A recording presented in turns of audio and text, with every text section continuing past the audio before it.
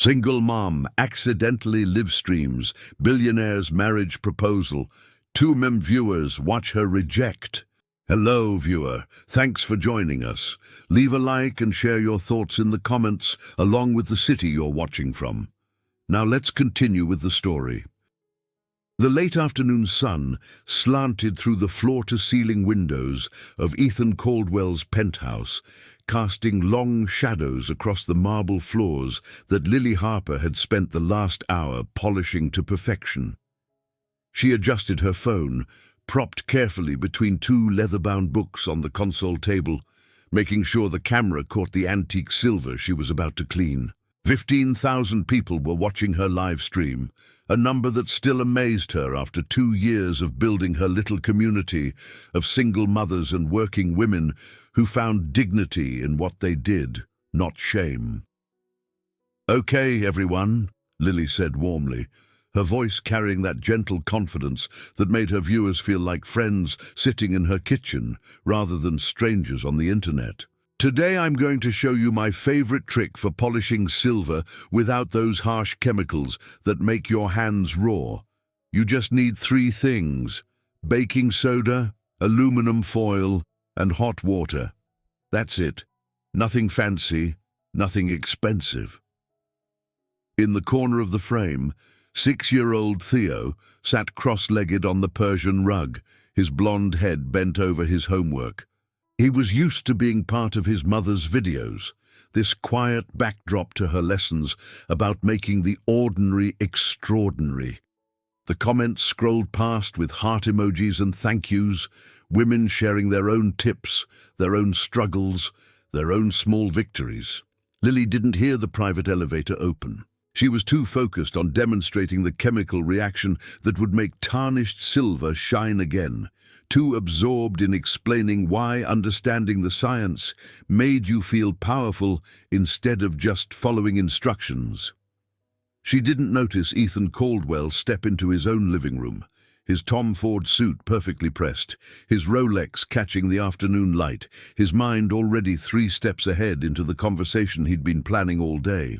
He saw her there, as he'd seen her dozens of times over the past 6 months. Lily Harper, the housekeeper who came on Tuesdays and Fridays, who never asked questions, who kept to herself, who was beautiful, he supposed, in that understated way he'd barely noticed before.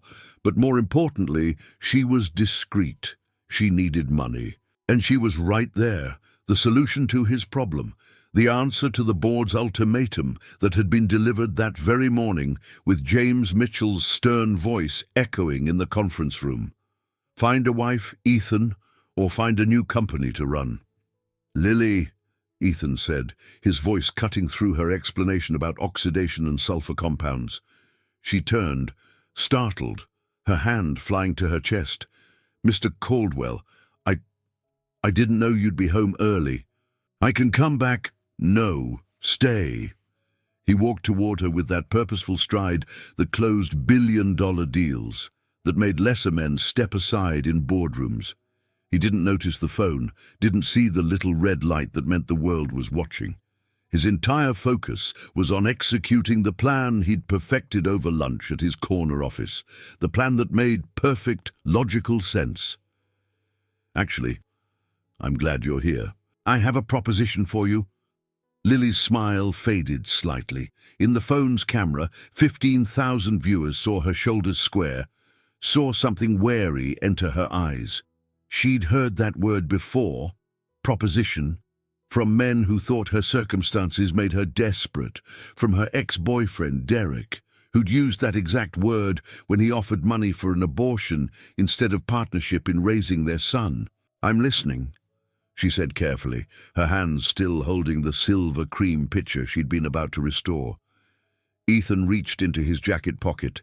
Even now, even in this moment that would define both their lives, he was thinking about efficiency.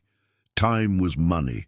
Problems had solutions. Marriage was a contract. Love was a distraction he'd never had time for, never understood, never missed, because you can't miss what you've never known. He pulled out a small Tiffany blue box. Somewhere in Ohio, a nurse on her break leaned closer to her phone screen.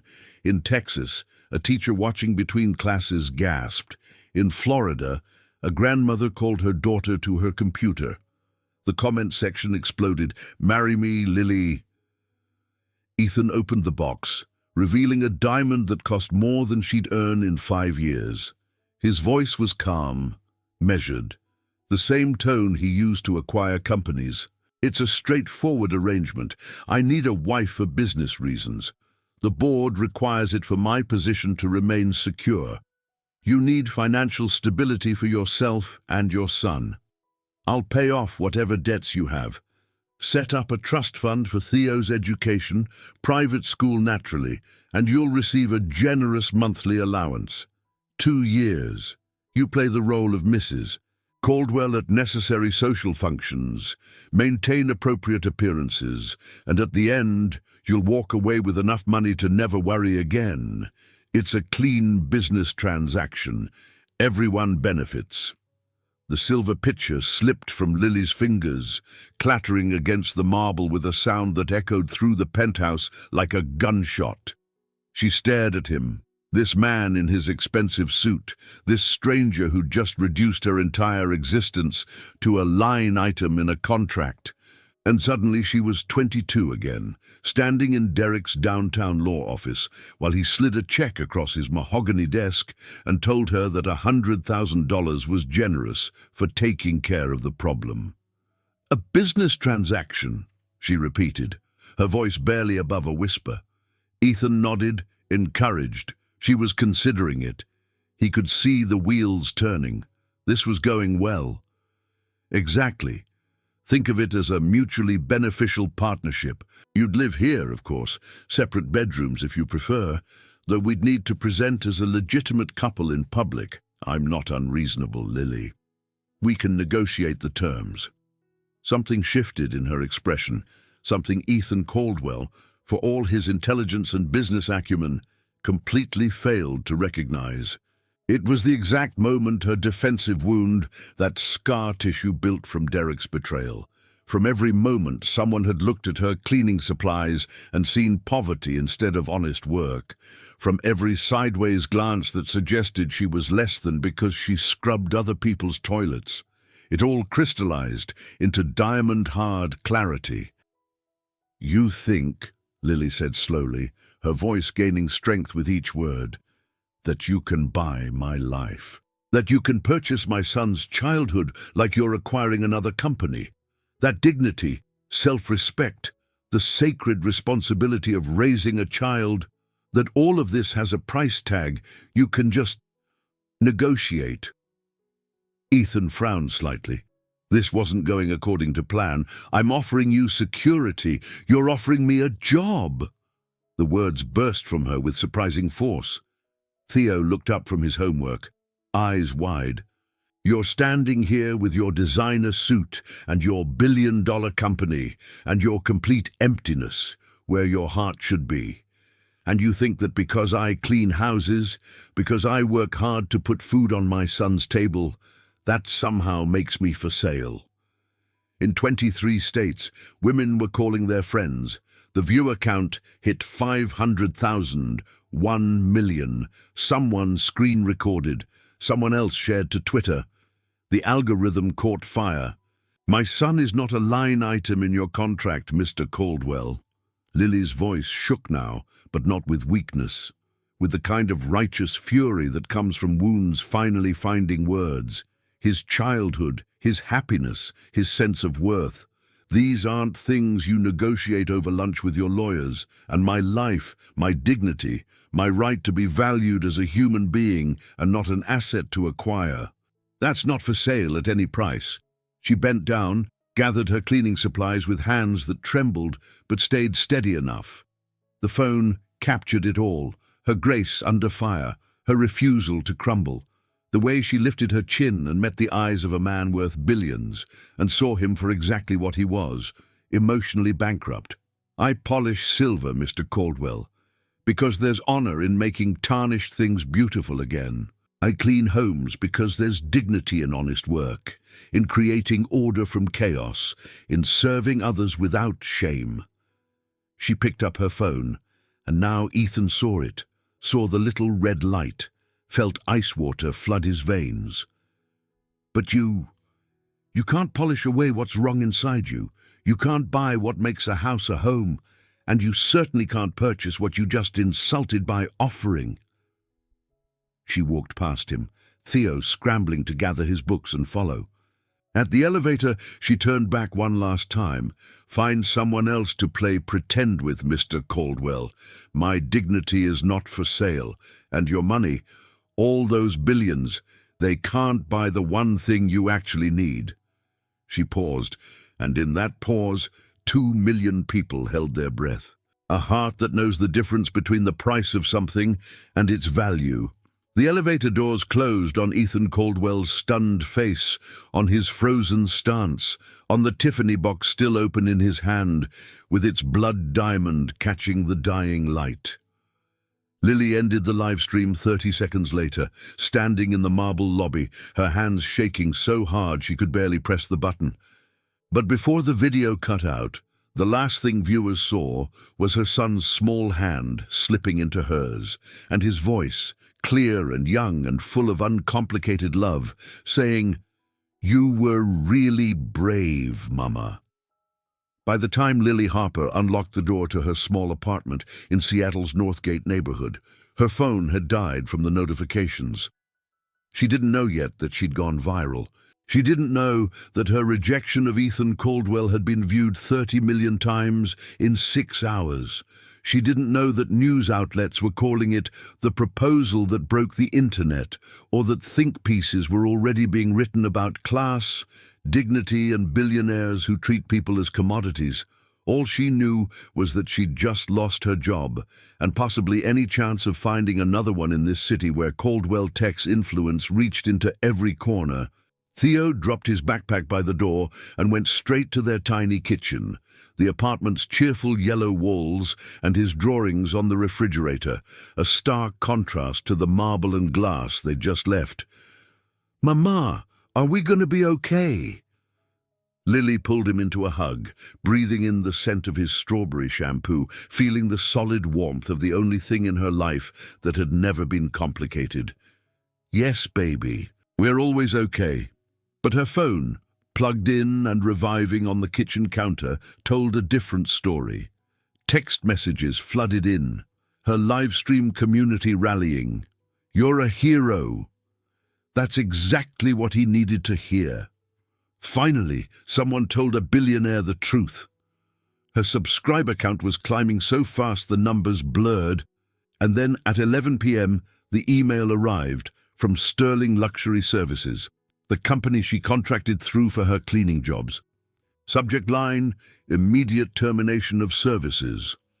Lily read it twice, her stomach sinking with each word.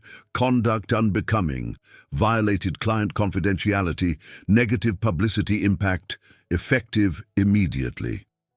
They were covering themselves, she realized dimly, scared of Caldwell's reach, his power, his money.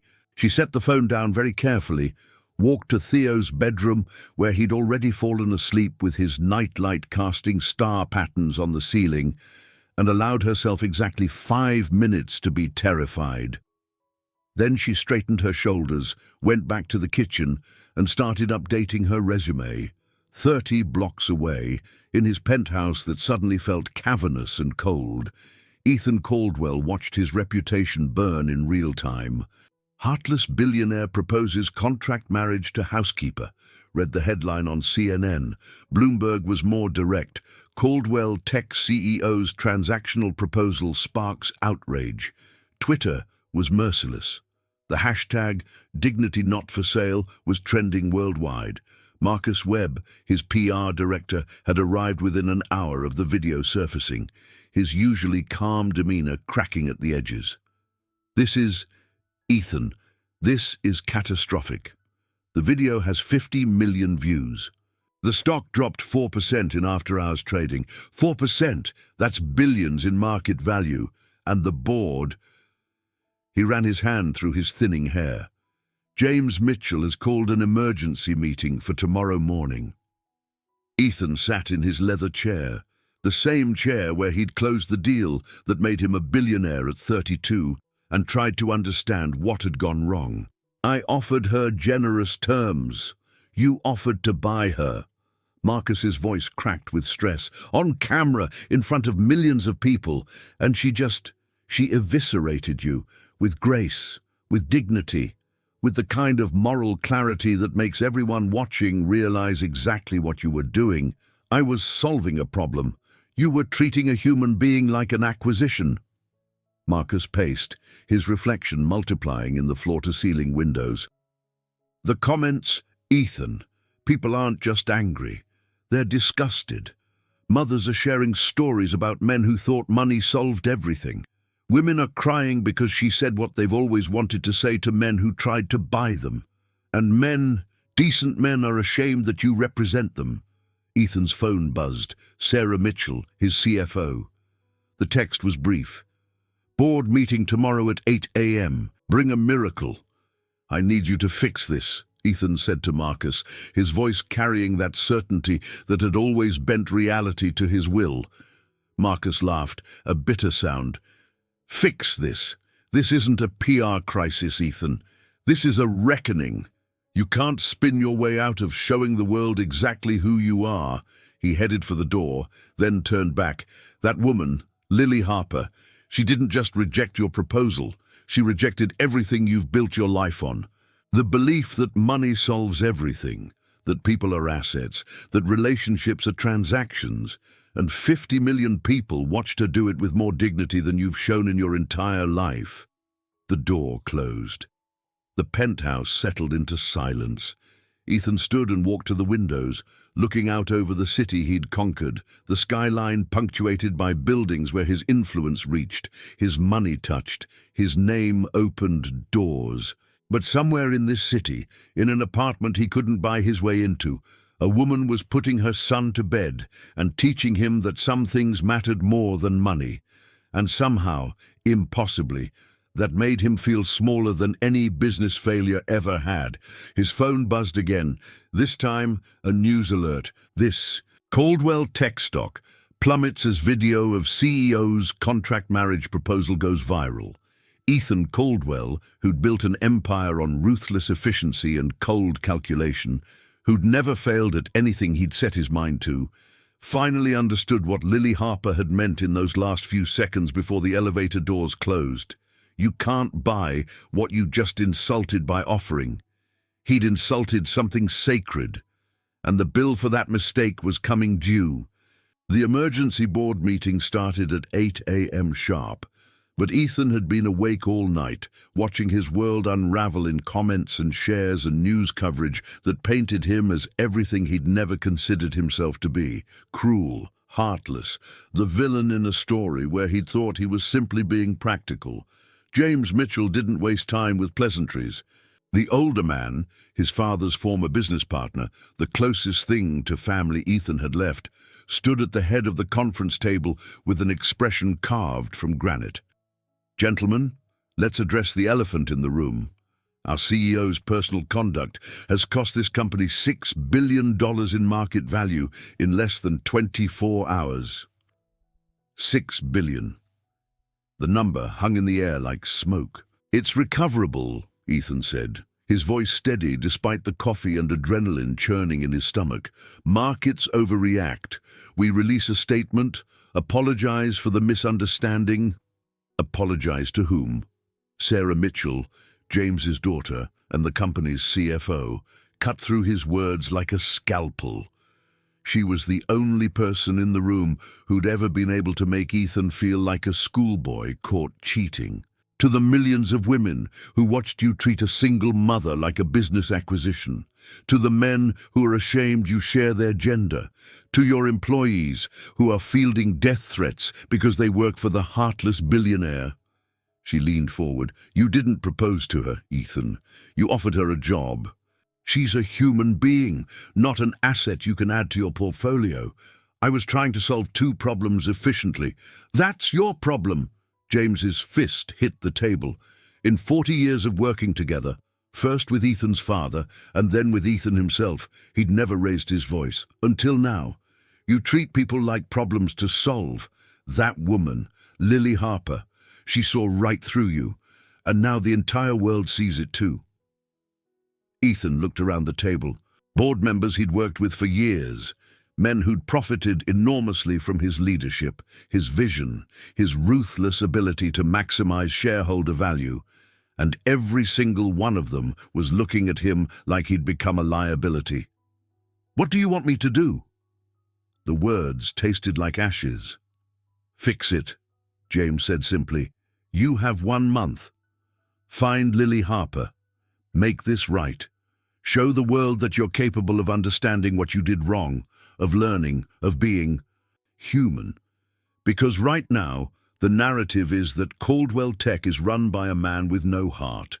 And that narrative is killing us. And if I can't," Ethan already knew the answer, but he needed to hear it spoken, "then we vote you out." Sarah didn't soften it, didn't cushion the blow. 1 month, Ethan. 30 days to prove you have a soul underneath that spreadsheet where your emotions should be. Because right now, I honestly don't know if you do. The meeting adjourned. Ethan sat alone in the conference room, surrounded by the trappings of success that suddenly felt hollow. On the wall, his father's portrait looked down with those same cold eyes, the same calculating expression.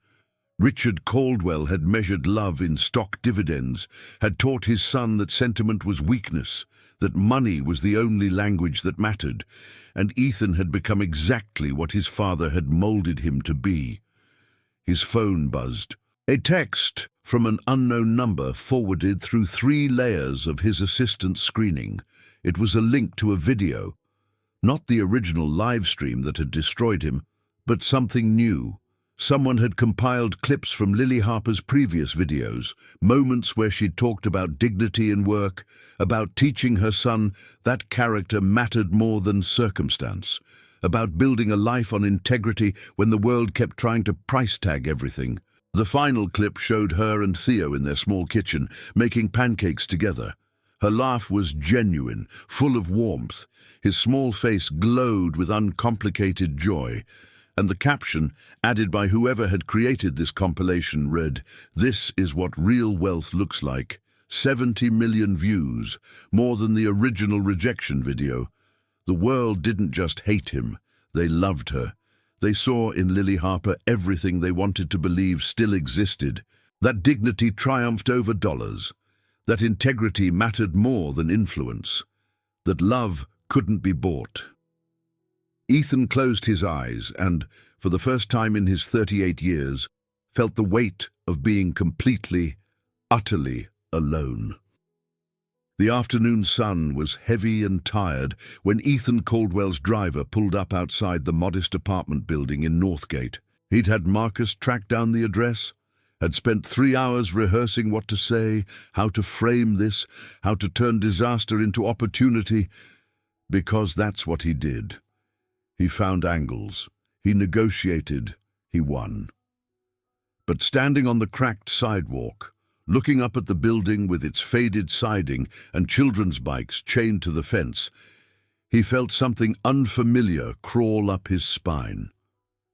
Uncertainty. He pressed the buzzer for apartment 2B. Static crackled. "Who is it?" A woman's voice, older, wary. "I'm here to see Lily Harper. My name is—" "I know who you are, Mr. Caldwell." The voice turned sharp. "The whole world knows who you are. Question is, what are you doing at my building? I need to speak with her. It's important." "Important to who? You? Because I'd say she's been through enough important conversations with men who think money makes them entitled to her time."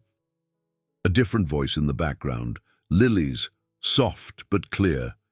"It's okay, Maggie. Let him up." The buzzer sounded. Ethan pulled open the heavy door and climbed stairs that creaked under his Italian leather shoes.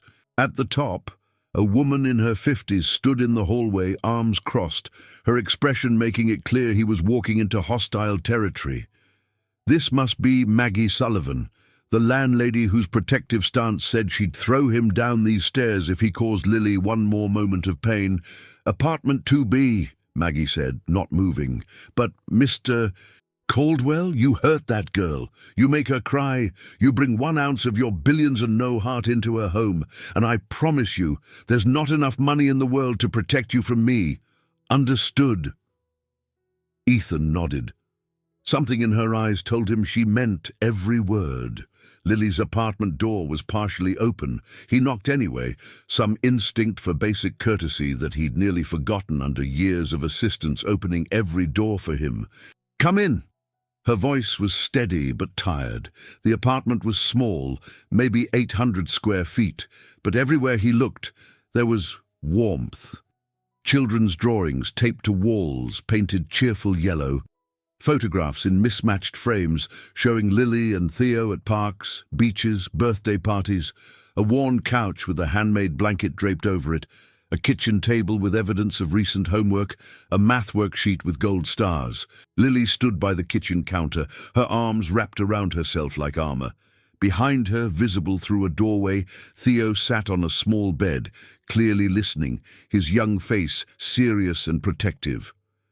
"Mr. Caldwell." Lily didn't offer her hand, didn't smile, didn't soften. "I assume you're here because your board told you to be." He'd prepared speeches, strategies, negotiating positions. They all evaporated under her direct gaze. "Yes," he admitted. Something flickered across her face, almost like disappointment, as if she'd hoped for better. "So this is still a transaction, just a different one." "No, I mean, yes, they want me to, but I'm here because—" Ethan stopped, frustrated with himself, with words that felt clumsy in his mouth. "Because you were right. Was I?" It wasn't a question.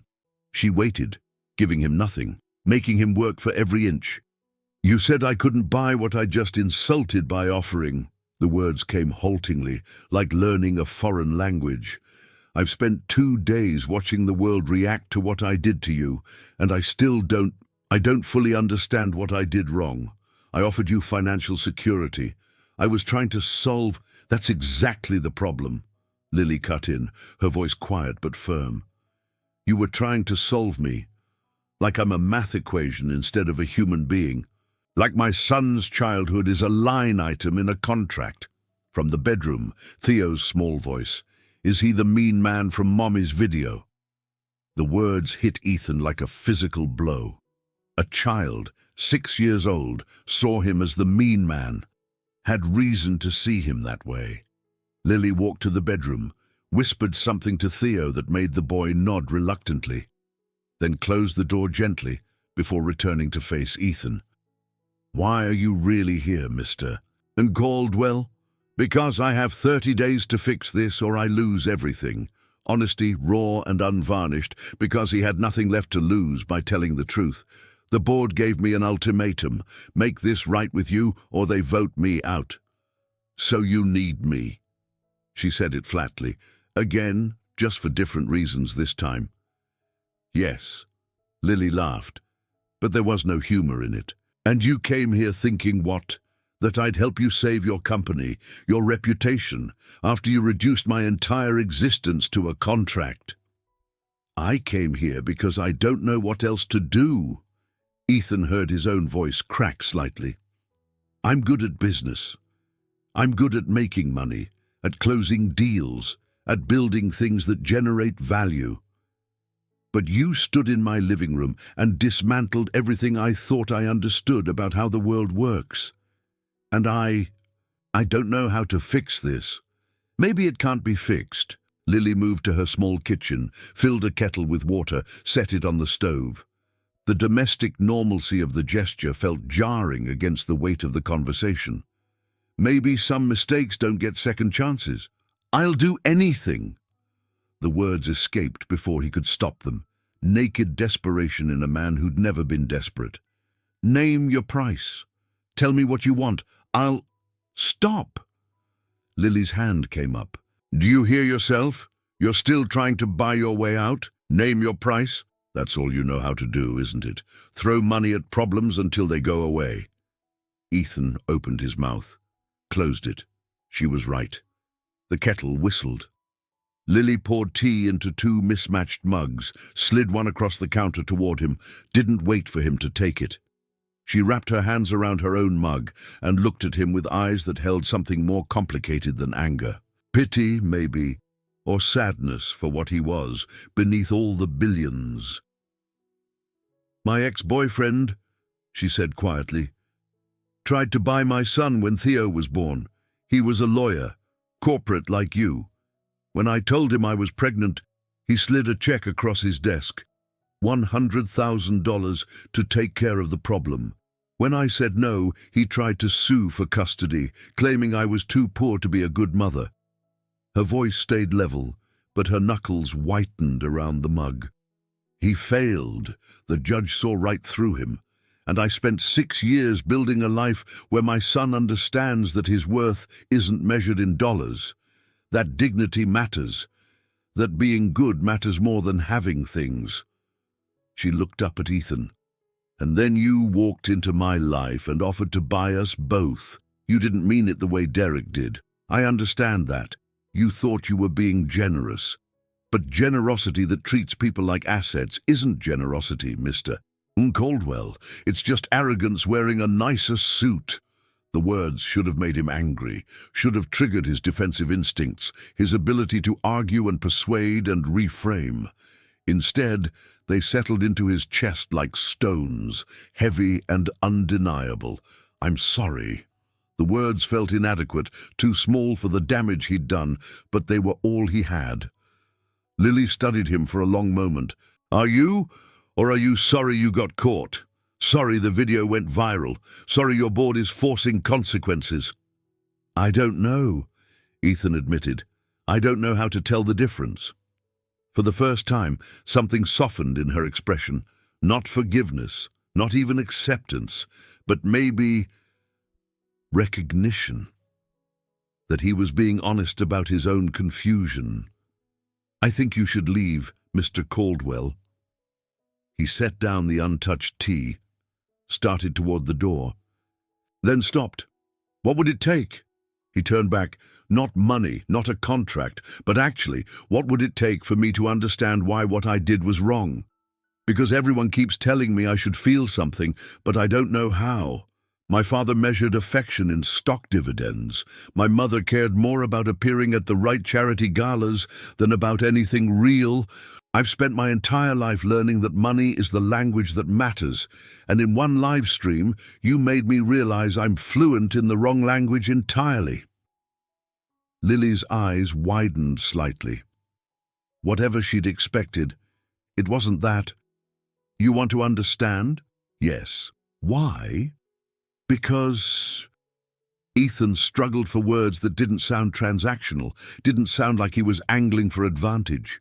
"Because I looked at my life last night, at everything I've built, and realized it's all empty, because a 6-year-old boy calls me the mean man, and he's right.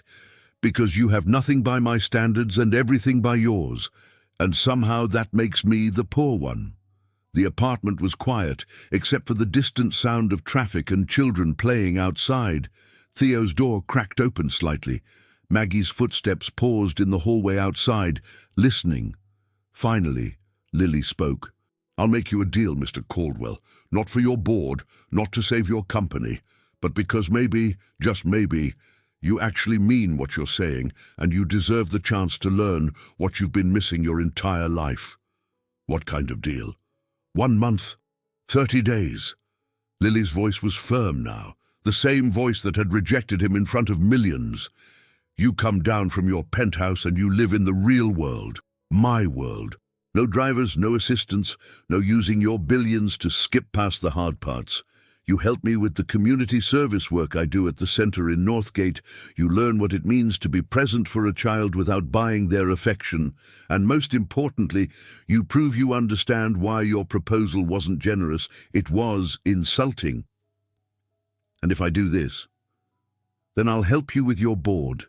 I'll make a statement that you're trying to learn, that people deserve second chances, that transformation is possible, but Mr. Caldwell..." She stepped closer, and he saw in her eyes the fierce protectiveness of a mother, the strength of someone who'd survived worse than him and come out with their integrity intact. These are my terms. You don't negotiate them. You don't modify them with your lawyers. You accept them as is, or you walk out that door and we never speak again. Ethan looked around the small apartment, at the life Lily had built with love instead of money, at the child peeking through the doorway who'd been taught that character mattered more than circumstance. He thought about his penthouse, cold and empty, his life, successful and hollow, his father's portrait looking down with approval at everything Ethan had become and nothing he'd missed. 1 month, he said, 30 days to prove I can be more than the mean man in your video. Lily held out her hand, not a contract, not a negotiation, a handshake between two people acknowledging the beginning of something neither of them fully understood. 1 month, Mr. Caldwell. Let's see if you have a heart underneath that checkbook where your emotions should be. They shook. Her hand was warm, calloused from work, surprisingly strong. And Ethan Caldwell, who'd never met a problem he couldn't solve with money, walked out of that apartment realizing he'd just agreed to something far more terrifying than any hostile takeover he'd ever faced.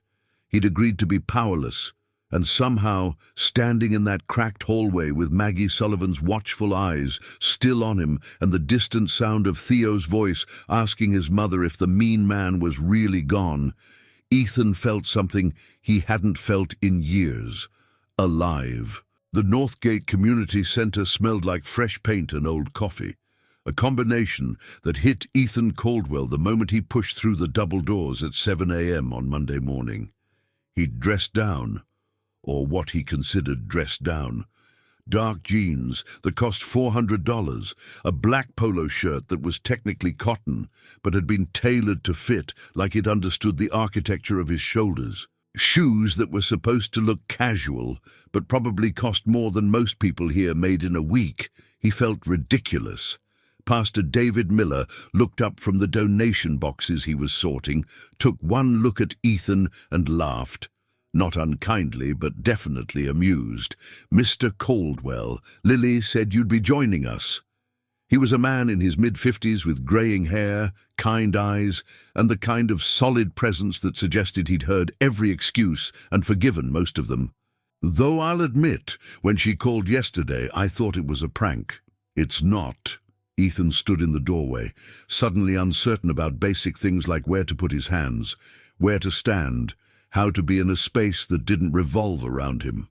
Well then, Pastor David gestured to a pile of paint cans and rollers. Grab some gear. We're repainting the activity room before the after-school program starts next week. Walls are scuffed from years of kids being kids, and the budget doesn't cover hiring professionals. Ethan stared at the paint supplies. You want me to paint walls? Unless you have a better skill set to offer. The pastor's tone was gentle, but pointed. I hear you're good at making money. Unfortunately, that's not useful here. We need hands, not cash. The words echoed Lily's terms. No money, just presence, just work. Ethan picked up a paint roller.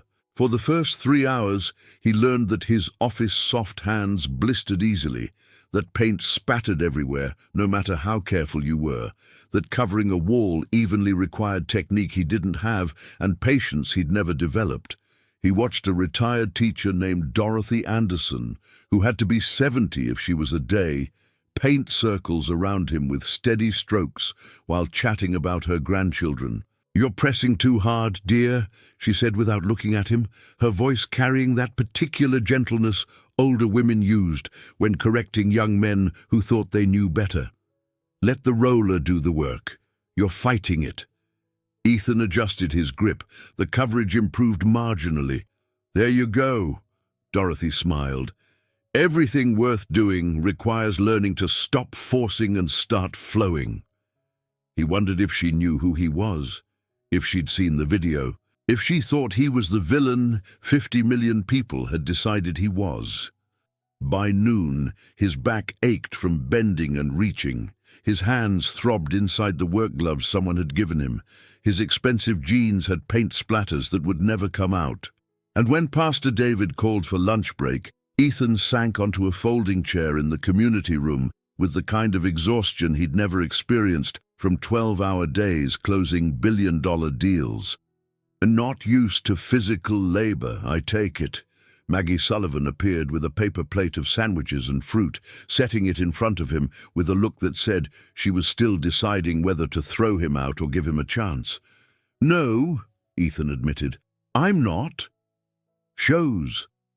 She sat across from him, her sharp eyes missing nothing. "Lily says you agreed to 30 days. "Yes." "You know why she's doing this, don't you?" Maggie leaned forward. "It's not to help you. It's to prove you'll fail, to show you that good intentions from rich men don't mean anything when they're built on privilege you can't even see you're standing on."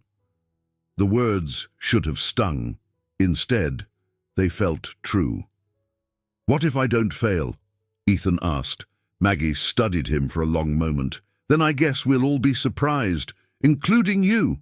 She stood, collected the empty plates from other volunteers, paused. "That woman has been through hell, Mr. Caldwell. Her ex tried to buy their son. The world has told her 1,000 times that she's worth less because she works with her hands. And then you showed up offering to prove everyone right.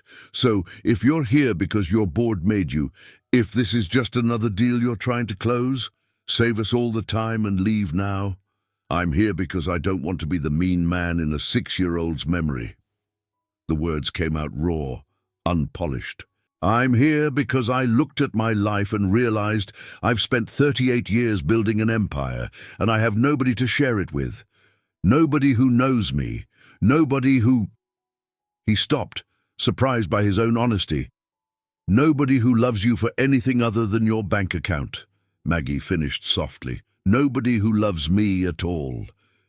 The admission hung in the air between them, vulnerable and true. Maggie's expression shifted, something like sympathy crossing her weathered face. "Well," she said finally, "that's a start, at least, being honest about what you're missing." She headed toward the kitchen, then called back, "Paint's drying. Better get back to it." The afternoon brought new challenges, sorting donated clothes by size and season, a task that required attention to detail, but no actual skill. Ethan found himself working alongside a woman in her 30s who introduced herself as Jennifer, though everyone called her Jen. She talked while she worked, easy conversation about her daughter Emma, about the struggle of making ends meet on a waitress salary, about the community that had held her up when her ex-husband left. "Lily's my best friend," Jen said casually, folding a child's winter coat. "Has been since our kids were babies. We met at a free clinic when Emma had an ear infection, and I couldn't afford the copay." She glanced at Ethan. "She paid it, $50 she probably needed for groceries, and she just paid it, told me we had to stick together." Ethan kept folding, unsure how to respond. "She's the best person I know," Jen continued. "Fiercest mama bear, biggest heart, wouldn't compromise her integrity for anything. Which is why—" She set down the coat and looked at him directly. "I need you to understand something, Mr. Caldwell. If you hurt her again, if you make her feel small or bought or like she's not good enough, your billions won't protect you. Not from me, not from Maggie, not from everyone in this community who loves her." "I understand." And he did. These people were Lily's family, chosen and fierce. They'd circle the wagons without hesitation. "Do you?" Jen picked up another coat. "Because I watched that video. I saw the way you looked at her, like she was a problem to solve instead of a person to value. And I need to know that's not who you are underneath, that there's something real in there worth salvaging." "I don't know if there is," Ethan said quietly. "That's what I'm here to find out." The honesty seemed to surprise her. She studied him for a moment, then nodded slowly.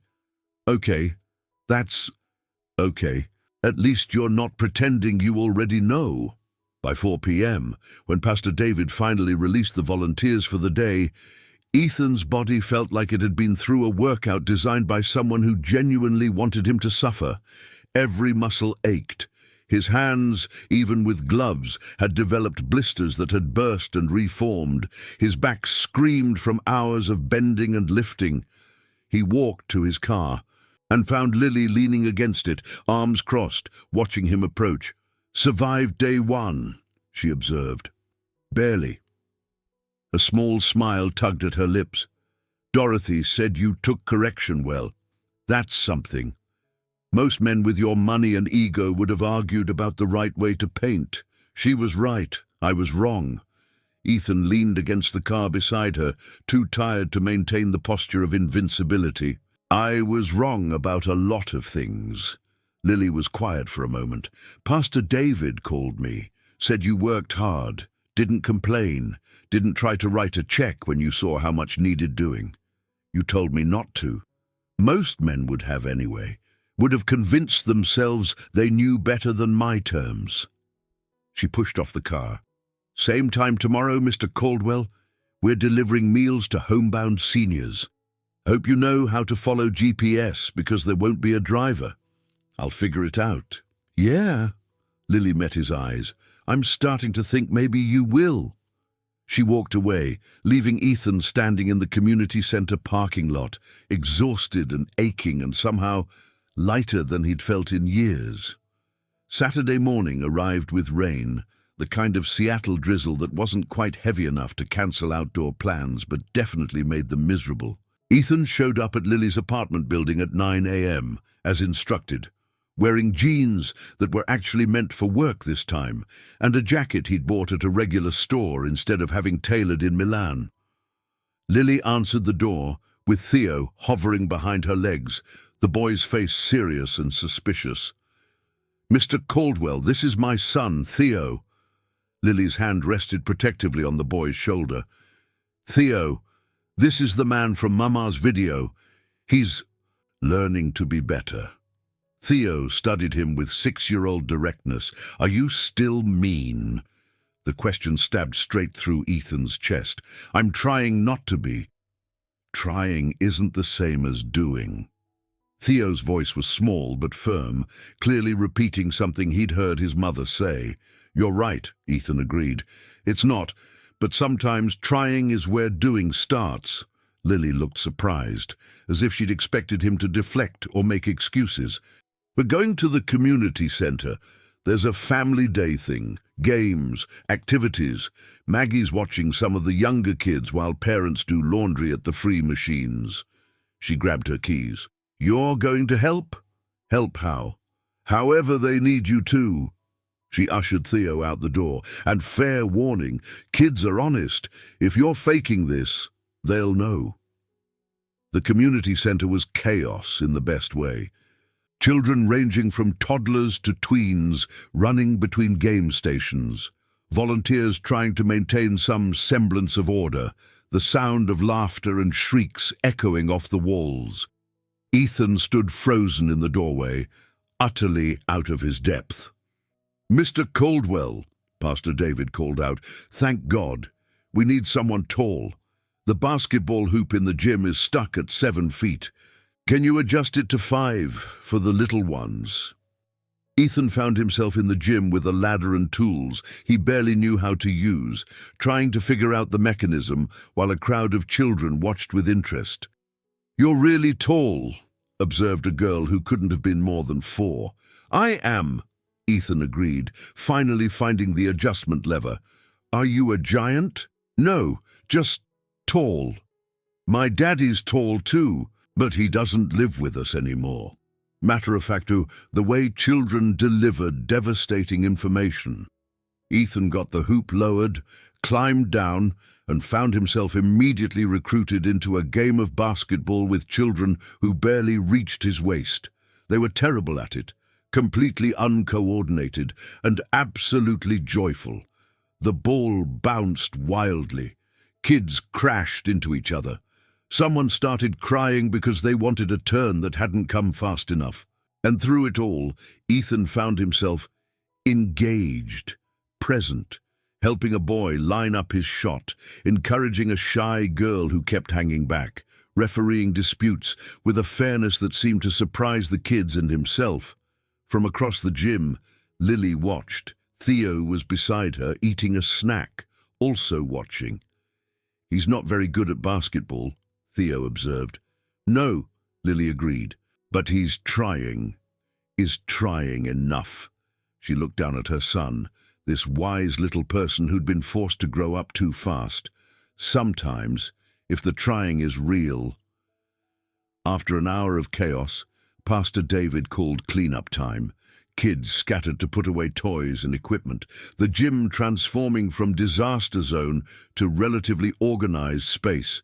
Ethan helped stack mats, put away balls, wipe down tables, and then Theo appeared at his elbow, holding a plastic bin of Legos.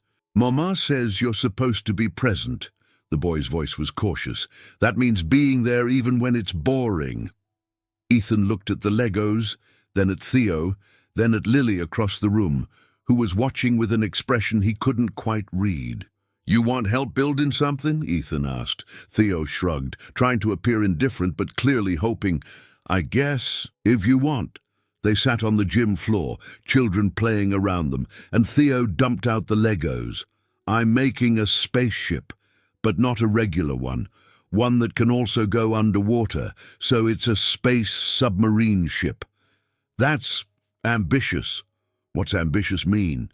"It means you're trying something hard that most people wouldn't try." Theo considered this. "Is that good?" "Yeah," Ethan said, picking through the pieces.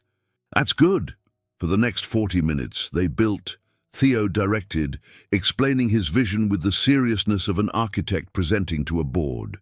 Ethan followed instructions, offered suggestions when asked, learned that in a 6-year-old's engineering, logic was optional, but imagination was mandatory. "This piece goes here because it looks like a fin," Theo explained, "even though it's supposed to be a window. But in my spaceship, windows can be fins if they want." "Makes sense." "Does it?" Theo looked skeptical. "In your spaceship, yes. It's your design." Something shifted in Theo's expression, a small softening. He handed Ethan a particularly complicated piece. "You put this on. It's important. Don't mess it up." Ethan attached it with the kind of concentration he usually reserved for merger contracts. Theo inspected his work, nodded approval. "You're better at Legos than basketball," the boy decided. "Is that a compliment?" "I guess." Theo added another piece. "You're still learning, right? To not be mean." "Yes." "Good, because Mama deserves someone who's nice to her. She's been sad before, from the other man who was mean. I don't want her to be sad again." The words came out simple, direct, devastating in their honesty. This child, this small boy who'd been watching his mother carry the weight of the world, who'd learned to be protective when he should have still been innocent. "I don't want her to be sad either," Ethan said quietly. Theo looked up at him, studying his face with that uncanny ability children have to see through pretense. Whatever he saw must have satisfied him because he nodded and went back to building. "Okay, then you can help with the rocket boosters. They're the hard part." Across the gym, Lily felt tears sting her eyes. Maggie appeared at her shoulder, following her gaze to where Ethan sat cross-legged on the floor, his expensive clothes getting dusty, his entire attention focused on her son's imaginative spaceship design. "Well," Maggie said softly, "I'll be darned." "It's only been a week," Lily whispered. "People don't change in a week." "No," Maggie agreed, "but sometimes in a week you see if they're capable of changing at all. And that man over there, he just sat on a dirty gym floor and listened to your son explain why windows can be fins. That's not nothing, Lily. It's not enough either." "No, but it's more than most rich men would do." Maggie squeezed her shoulder. "Just keep watching. See what else he shows you." The following Tuesday started normal enough. Ethan arrived at Lily's apartment building to pick her up for the grocery delivery route they'd planned. But when Lily came down the stairs, her face was tight with stress, her keys gripped in a white-knuckled fist. "Car won't start," she said shortly. Battery's dead. I called Maggie, but her car's in the shop and the bus route will take too long to get all the deliveries done before people need their medicine. Ethan pulled out his phone. I'll call my driver. No! Lily's voice was sharp. Those are your terms. Remember, no calling in the cavalry. No using your resources to skip the hard parts. Then what do? We fix it ourselves. She marched to the building's small parking lot, where her aging Honda Civic sat looking distinctly uncooperative. You know how to jump-start a car. Ethan looked at the vehicle like it was an alien artifact. In theory. Theory isn't going to get groceries to Mrs. Henderson before her insulin delivery. Lily popped the hood. Come on, I'll teach you. For the next 30 minutes, Ethan learned things he'd never thought about. That jumper cables had a specific order, that you didn't want to touch the metal parts while connecting them, that sometimes cars were just stubborn and you had to wait. Lily's brother Mike showed up halfway through, having been called by Maggie, and took over with the kind of competent efficiency that made Ethan feel especially useless. You really don't know anything, do you? Mike said, but his tone was more curious than cruel. What do you do when things break in your world? I hire people to fix them. Must be nice. Mike finished connecting the cables. Try starting it now, Lily. The car coughed, protested, then roared to life. Lily let it run, charging the battery, while Mike packed up his tools. Thanks, Mike. She hugged her brother. I owe you. You owe me nothing. Mike glanced at Ethan. But maybe your friend here could learn to change oil next. Basic maintenance. Every man should know that. I could teach him, Ethan heard himself say. If you're willing. Mike looked surprised. Yeah? You actually want to learn? I want to understand the world she lives in, where you can't just throw money at problems. Something shifted in Mike's expression, a grudging respect. All right, next Saturday, I'll show you the basics. But Caldwell, you get grease under those fancy nails, and you don't complain. Deal. Deal. After Mike left, Lily and Ethan loaded groceries into her trunk, silent except for the necessary communication about routes and addresses. But something had changed. Some small wall had developed a crack. You didn't have to agree to learn from my brother, Lily said finally, pulling onto the main road. I wanted to. Why? Ethan watched Seattle pass by the window, this city he'd lived in his entire life but never really seen. Because he's right. I don't know anything real. I know how to make money, how to acquire companies, how to read market trends, but I don't know how to be useful in the ways that actually matter. Lily was quiet for several blocks. Then so softly he almost missed it. That's the first time you've sounded like someone I might actually want to know. That evening, Lily made a decision that surprised her. She invited Ethan to stay for dinner. Nothing fancy, she warned, unlocking her apartment door while Theo ran ahead to dump his backpack. Just spaghetti and whatever vegetables are about to go bad. But you've been working all day, and you should eat before driving home. Ethan stood in the doorway, uncertain. You're sure? Don't make me regret the offer. The kitchen was tiny, barely enough room for 2 people. Lily put Ethan in charge of boiling water and watching the pasta while she chopped vegetables for sauce. Theo sat at the small table, coloring and providing running commentary on his day at school. And then Marcus pushed Emma off the swing, and she cried, and I told the teacher, and Marcus said I was a tattletale. But Mama says standing up for people is never tattling, it's being brave. Your Mama's right, Ethan said, stirring the pasta. Were you brave today? Theo asked. The question caught Ethan off guard. I don't know. I helped fix your mom's car. That's not brave. That's just helpful. Theo's logic was absolute. Brave is when you do something, even though it's scary. Then no, Ethan admitted. I wasn't brave today. Oh, Theo went back to coloring. Maybe tomorrow. Lily hid a smile. continuing to chop vegetables. Theo's teacher says he's the class philosopher, always asking the questions nobody else thinks to ask. Where does he get that from? His grandmother, my mom. Lily's voice softened. She died when I was 19. Cancer.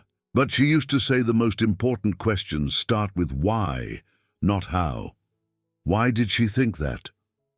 Because how is about mechanics. Why is about meaning. Lily scraped vegetables into the pan. You can teach someone how to live without teaching them why to live, and people who only know the how, they're just going through motions. Ethan thought about his life. The endless series of hows. How to make more money, how to close deals, how to maximize efficiency. But why? He'd never asked why. Your pasta's boiling over, Lily said.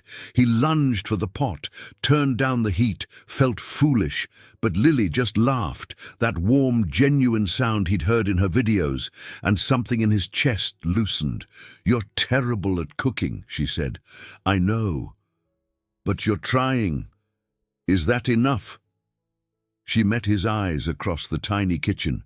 Ask me in 3 more weeks. They ate together.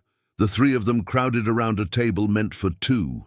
Theo talked constantly, his 6-year-old brain jumping from topic to topic with no logical connection.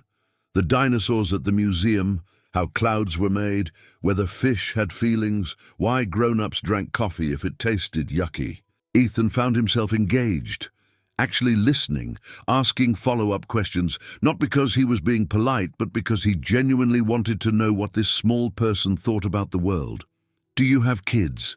Theo asked suddenly, twirling spaghetti around his fork. No. Why not? Theo, Lily warned, that's personal. It's okay. Ethan set down his fork. I guess I never thought about it. I was too busy with work. That's sad, Theo pronounced. Kids are better than work. I'm starting to see that. After dinner, Lily put Theo to bed, while Ethan washed dishes in the tiny sink. He could hear her reading a bedtime story through the thin walls, her voice taking on different characters. Theo's giggles at the funny parts, the domesticity of it, the simple warmth, made his penthouse feel even emptier than usual. When Lily returned, she found him drying the last dish, staring out the kitchen window at the parking lot below. You can go, she said. Your 30 days doesn't include doing my dishes. What if I want to? He turned to face her. What if I'm starting to understand that all of this, is more real than anything I've built? Lily leaned against the counter, arms crossed, studying him. You've been here 10 days, Mr. Caldwell. You've painted some walls, played with some kids, learned to jump-start a car, and ate spaghetti in a kitchen the size of your closet. That doesn't make you enlightened. It makes you a tourist in my life. Then how do I become more than a tourist? You don't get to ask me that. You figure it out yourself. But her voice wasn't harsh. Just testing. Rich men are good at asking others to give them the answers. But transformation doesn't come from instructions. It comes from actually paying attention to what's happening inside you. And what if I don't know how to pay attention to that? Then you learn. She pushed off the counter. Same way you learned to hold a paint roller. Same way you're learning to be present with my son. You stop trying to control it and you let it happen. Ethan remembered Dorothy's words. Stop forcing and start flowing. He asked if I was brave today, Ethan said quietly. Theo, and I wasn't. No, Lily agreed, but you were honest about not being brave. That's something. Is it enough? She smiled, sad and small. You keep asking me that. What's enough? Like I'm grading you. But Mr. Caldwell, this isn't about reaching some finish line where I declare you fixed. This is about you figuring out who you want to be when nobody's watching, when there's no board to impress, no viral video to overcome. Just you, alone with yourself, deciding what kind of man you are. He wanted to argue, to push for clearer metrics, definable goals, quantifiable success, but he was starting to understand that some things couldn't be measured in the language he'd spoken his whole life. "I should go," he said finally. "Let you rest." "Same time tomorrow?" "Yes."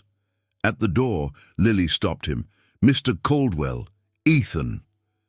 It was the first time she'd used his first name. "Today, when you sat on that gym floor with my son and built spaceships, that mattered. I don't know if you felt it matter, but it did. To him. To all of us." She opened the door. "See you tomorrow."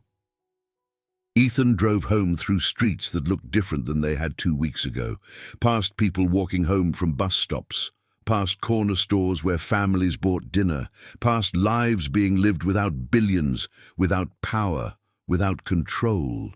And for the first time in his 38 years, he wondered if maybe they knew something he'd been missing, something about flowing instead of forcing. Something about windows that could be fins if they wanted. Something about being present making you brave. 3 weeks into Ethan's 30-day agreement, everything changed on a Tuesday afternoon. Lily had just finished teaching Theo how to tie his shoes. Again, because 6-year-olds forgot things they'd learned yesterday. When the knock came, firm, official, the kind of knock that meant trouble. She opened the door to find a process server with an envelope that made her blood turn to ice. Derek Lawrence Morrison, petitioner for emergency custody modification. The papers shook in her hands as she read words designed to destroy her. Unstable living environment due to sudden viral fame and notoriety. Inappropriate exposure of minor child to public scrutiny, erratic behavior suggesting emotional instability. Petitioner seeks emergency custody pending full evaluation. "Mama?" Theo's voice was small behind her. "Who was that man?" "Nobody, baby." She forced her voice steady, folded the papers with hands that wanted to tremble. "Go play in your room for a bit, okay?" The moment his door closed, Lily sank onto the couch. The papers clutched against her chest. This was her nightmare. The wound that had never fully healed, ripped open and bleeding fresh. Derek, who'd tried to buy their son when Theo was born, who'd disappeared when money couldn't solve the problem, who'd paid exactly $0 in child support over 6 years. Derek was coming for her baby. She called Maggie first, then Jen, then, with fingers that felt numb, she called Ethan. He arrived within 20 minutes, still in clothes dusty from helping repair the community center's playground equipment. One look at her face and he knew something had shattered. What happened? She handed him the papers without speaking. Watched his expression darken as he read. When he looked up, his eyes held something she'd never seen before. Fury, yes, but more than that. Protection. The kind of fierce instinct that made him dangerous in boardrooms, now directed at someone who'd threatened someone he cared about. "I'll call my lawyers," Ethan said immediately, already reaching for his phone. "Benson and Crawford. They're the best family law firm in Seattle. They'll destroy him. We'll have countersuits filed by morning. Discovery requests that'll bury him in paperwork. He won't know what hit him." "No." Lily's voice was quiet but absolute. Ethan stopped mid-dial. "What? No lawyers, no money, no using your resources to make this go away." "Lily, this is serious. He's claiming you're unstable because of the video that I caused. This is my responsibility to fix." "This is exactly what he did before." The words burst from her with surprising force. "When Theo was born, Derek tried to buy him. He tried to prove I was too poor to be a good mother, that money mattered more than love. And now he's doing it again, claiming fame instead of poverty, but it's the same thing, trying to prove I'm not good enough."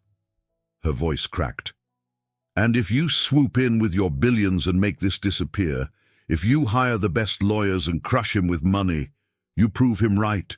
You prove that I need a wealthy man to save me, that I can't stand on my own. But you shouldn't have to stand alone. Ethan's frustration bled through. I have resources. I can end this tomorrow. That's not the point. Lily stood, pacing the small living room. Don't you see? This isn't a business problem you can optimize. This is about my dignity, about proving that I'm a good mother, not because I have money behind me, but because I am. Because Theo is loved and safe and cared for, and no amount of Derek's lawyer games can change that truth. So you're just going to, what, represent yourself? Go into family court against a corporate lawyer with a team?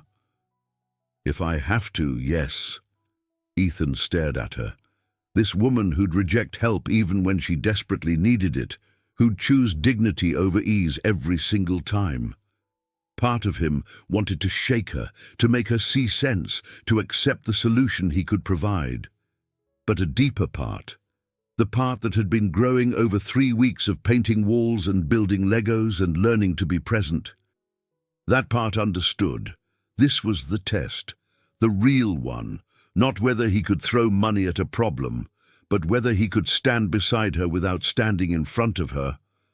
"What do you need from me?" he asked finally. "Not what I think you need, what you actually need." Lily's eyes filled with tears. "I don't know. I've always fought these battles alone."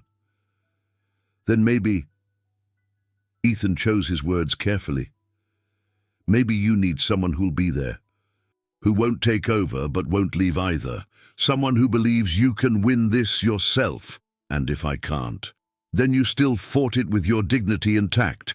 But Lily—" He crossed the room, stopped close enough that she had to look up to meet his eyes. "You're going to win because you're the best mother that boy could have, and any judge with eyes will see that."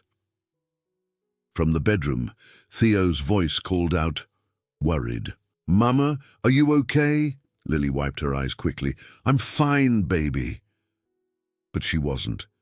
And Ethan, for maybe the first time in his privileged life, understood what it meant to watch someone you cared about suffer and know that your money couldn't fix it. That evening, after Lily put Theo to bed with extra hugs and reassurances that everything would be all right, she found Ethan still in her living room. He'd made tea, somehow figuring out where she kept the mugs and honey, and he'd been sitting quietly, waiting. "You should go home," Lily said, exhausted. "You don't have to stay." "I know." He handed her a mug. "But Maggie stopped by while you were with Theo. She said something that made sense." "What?" "That there's a difference between supporting you and solving for you." Ethan gestured to the court papers spread on the coffee table. "I can't make this go away with money, but I can help you prepare. Not by hiring lawyers to do it for you, but by, I don't know, helping you research, being a sounding board, whatever you need that doesn't involve me taking over." Lily sat beside him, cradling the warm mug. "Why?" "Because watching you face this alone feels wrong, but watching you face this without your consent feels worse." He ran his hand through his hair, frustrated with his own inability to articulate what he felt. "3 weeks ago, I would have called my lawyers without asking you, would have convinced myself I was helping when really I was just controlling, making myself feel useful. But you've taught me that helping means asking what someone needs, not assuming you know better." "That's—" Lily's voice caught. "That's the most emotionally intelligent thing I've ever heard you say." "I'm learning." He met her eyes. "Slowly. Probably too slowly. But I'm learning." They sat in silence for a moment, the apartment quiet, except for the distant sound of traffic and Theo's soft breathing through the bedroom door. "Derek's going to claim I'm unstable," Lily said finally. "That the viral video, the attention, the stress of sudden fame, that it makes me unfit. He'll twist everything to make me look like I'm falling apart." "But you're not." "No, but I'm also terrified." The admission cost her. What if he's right? What if the judge thinks he can provide stability that I can't? He has money, a career, a big house. I have this. She gestured around the small apartment, and a live stream channel where I teach people how to clean. You have a community that loves you, Ethan said quietly. You have a son who feels safe with you. You have integrity that no amount of money can buy. And Lily, you have me. Not my money. Not my lawyers. Just me. However that helps. She looked at him, really looked at him, and saw something she'd been afraid to acknowledge. This wasn't the same man who'd offered to buy her life 3 weeks ago. Something fundamental had shifted. He wasn't trying to rescue her. He was offering to stand beside her. There was a difference, and it mattered. "Okay," she whispered. "Okay, help me prepare. But Ethan, I fight this battle myself. You understand? I stand in that courtroom and I speak my truth. You don't intervene. You don't take over, even if it looks like I'm losing, even if it looks like you're losing," he agreed. But inside, he was already planning, not how to take over, but how to give her the tools to win. For the next 5 days, Ethan lived in a law library he'd never known existed, researching family custody cases with the kind of focus he usually reserved for hostile takeovers. But this was different. He wasn't building a case. He was finding ammunition for Lily to build her own. Sarah Mitchell called on day 3, her voice sharp with curiosity. "Where are you? The board wants an update on your redemption project." "I'm researching family law." Silence. Then carefully, "Why?" "Because someone I care about is facing a custody challenge and she won't let me hire lawyers to fix it." "Someone you care about?" Sarah's voice softened. "Ethan, are you actually changing?" "I don't know. Maybe I'm trying." "What does trying look like?" He looked at the stack of case files, the legal precedents he'd been combing through, the notes he'd been making in handwriting so bad it was barely legible. "It looks like learning to support someone without controlling them. It looks like finding evidence she can use, instead of using it myself. It looks like—" He stopped, surprised by his own clarity. "It looks like being useful in the way she needs, not the way I'm comfortable with. That," Sarah said softly, "is growth, real growth. I'm proud of you." The words hit unexpectedly hard. "Thank you. But Ethan, this test you're facing, it's not just about her custody battle. It's about whether you can love someone without trying to own their problems." "I know." "Do you?" Sarah challenged gently. "Because every instinct you have is going to scream at you to take over, to call in favors, to fix this the way you've fixed everything else in your life. And if you do that, you'll lose her. You understand that, right?" "Yes." And he did. Finally, completely, he understood. On day 6, Ethan showed up at Lily's apartment with a cardboard file box and a careful expression. "What's this?" she asked, eyeing the box suspiciously. "Research, legal precedents, case law." He set it on her kitchen table. "Everything I found about custody challenges based on instability claims, how they're argued, how they're defended, and—" He pulled out a separate folder. "Everything I could find on Derek Lawrence Morrison's legal history."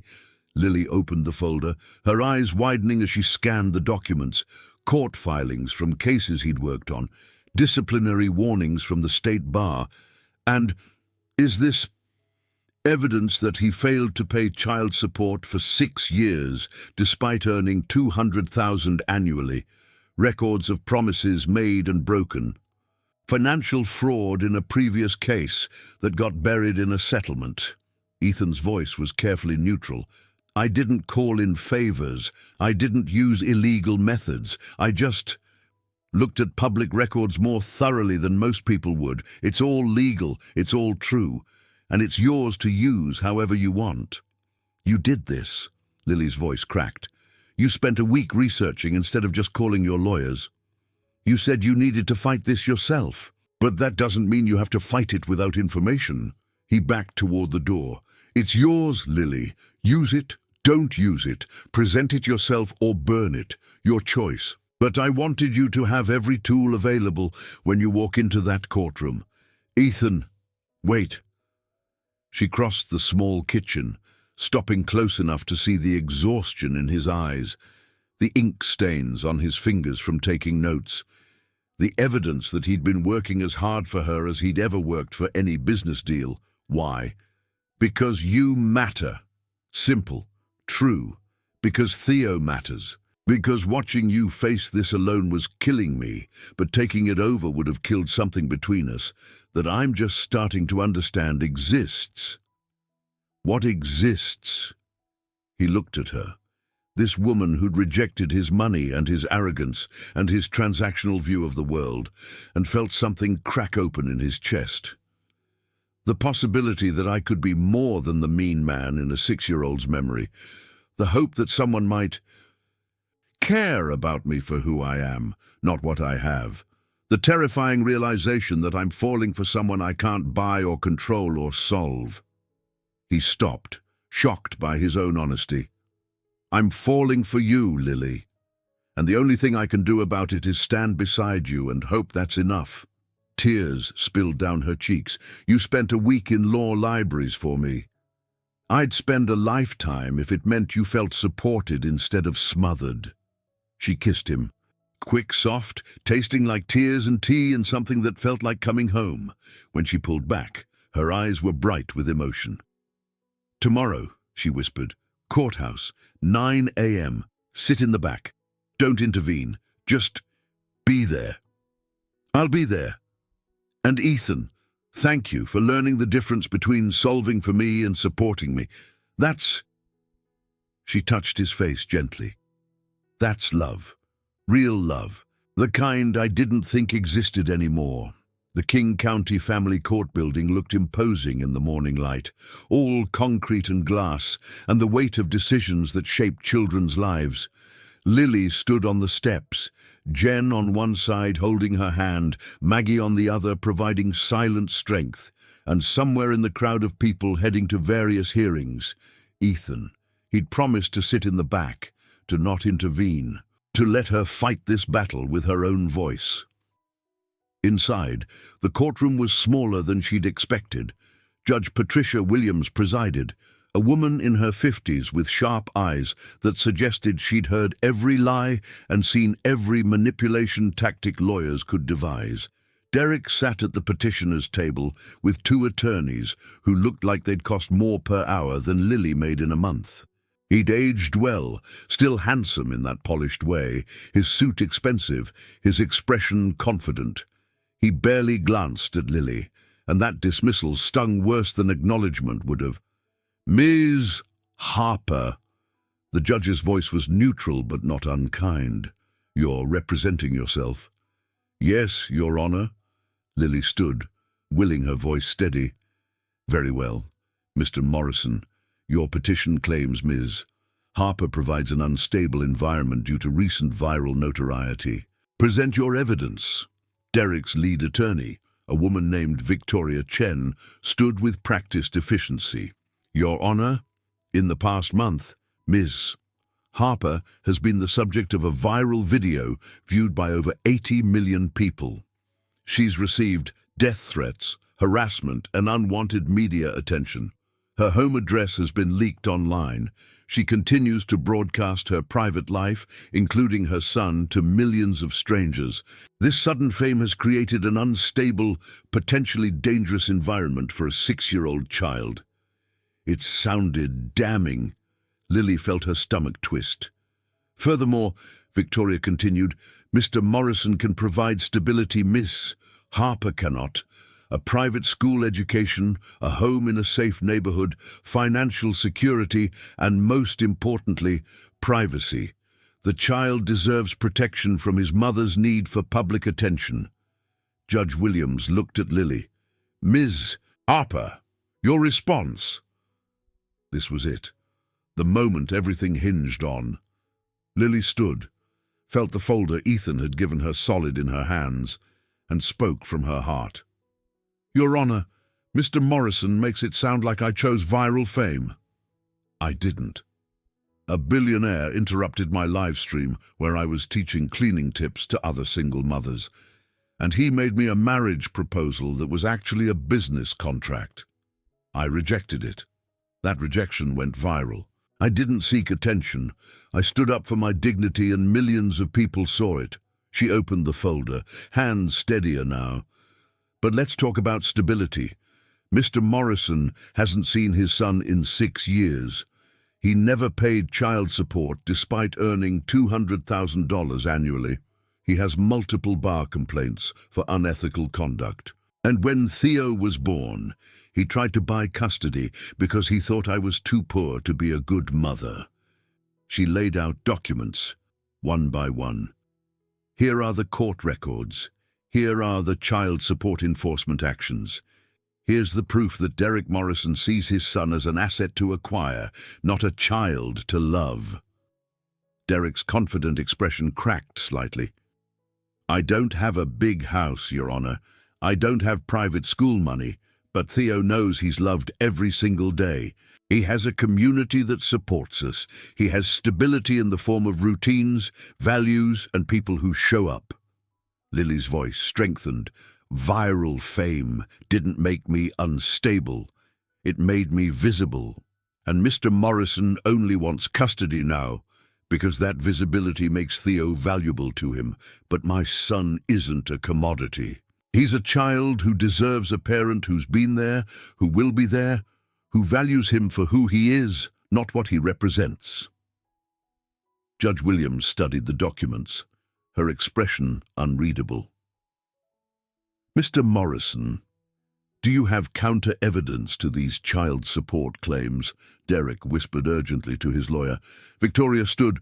Your Honor, Mr. Morrison's financial circumstances were complicated. He fully intends to remedy any past oversights. After 6 years, the judge's tone sharpened. Only now when it serves his custody petition. She looked at Lily. Ms. Harper, I'd like to speak with your son. In chambers. Lily's heart stopped.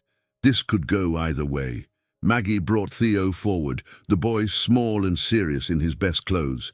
He looked scared but brave, holding Maggie's hand until the judge smiled at him.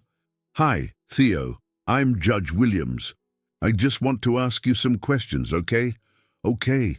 Do you know who that man is? She gestured to Derek. No. He says he's your father. My mama's my family. Theo's voice was clear. And Maggie, and Uncle Mike, and Mama's friend Ethan who builds Legos with me. In the back row, Ethan felt tears sting his eyes. Sarah Mitchell, who'd come to watch, squeezed his arm. Do you feel safe with your mama? The judge asked. Yes. She takes care of me. She teaches me to be brave and kind. She says I'm her whole world. And what about the people who watch your mama's videos? Does that bother you? Theo shook his head. Mama says they're friends. They help her teach other mamas how to make things nice without lots of money.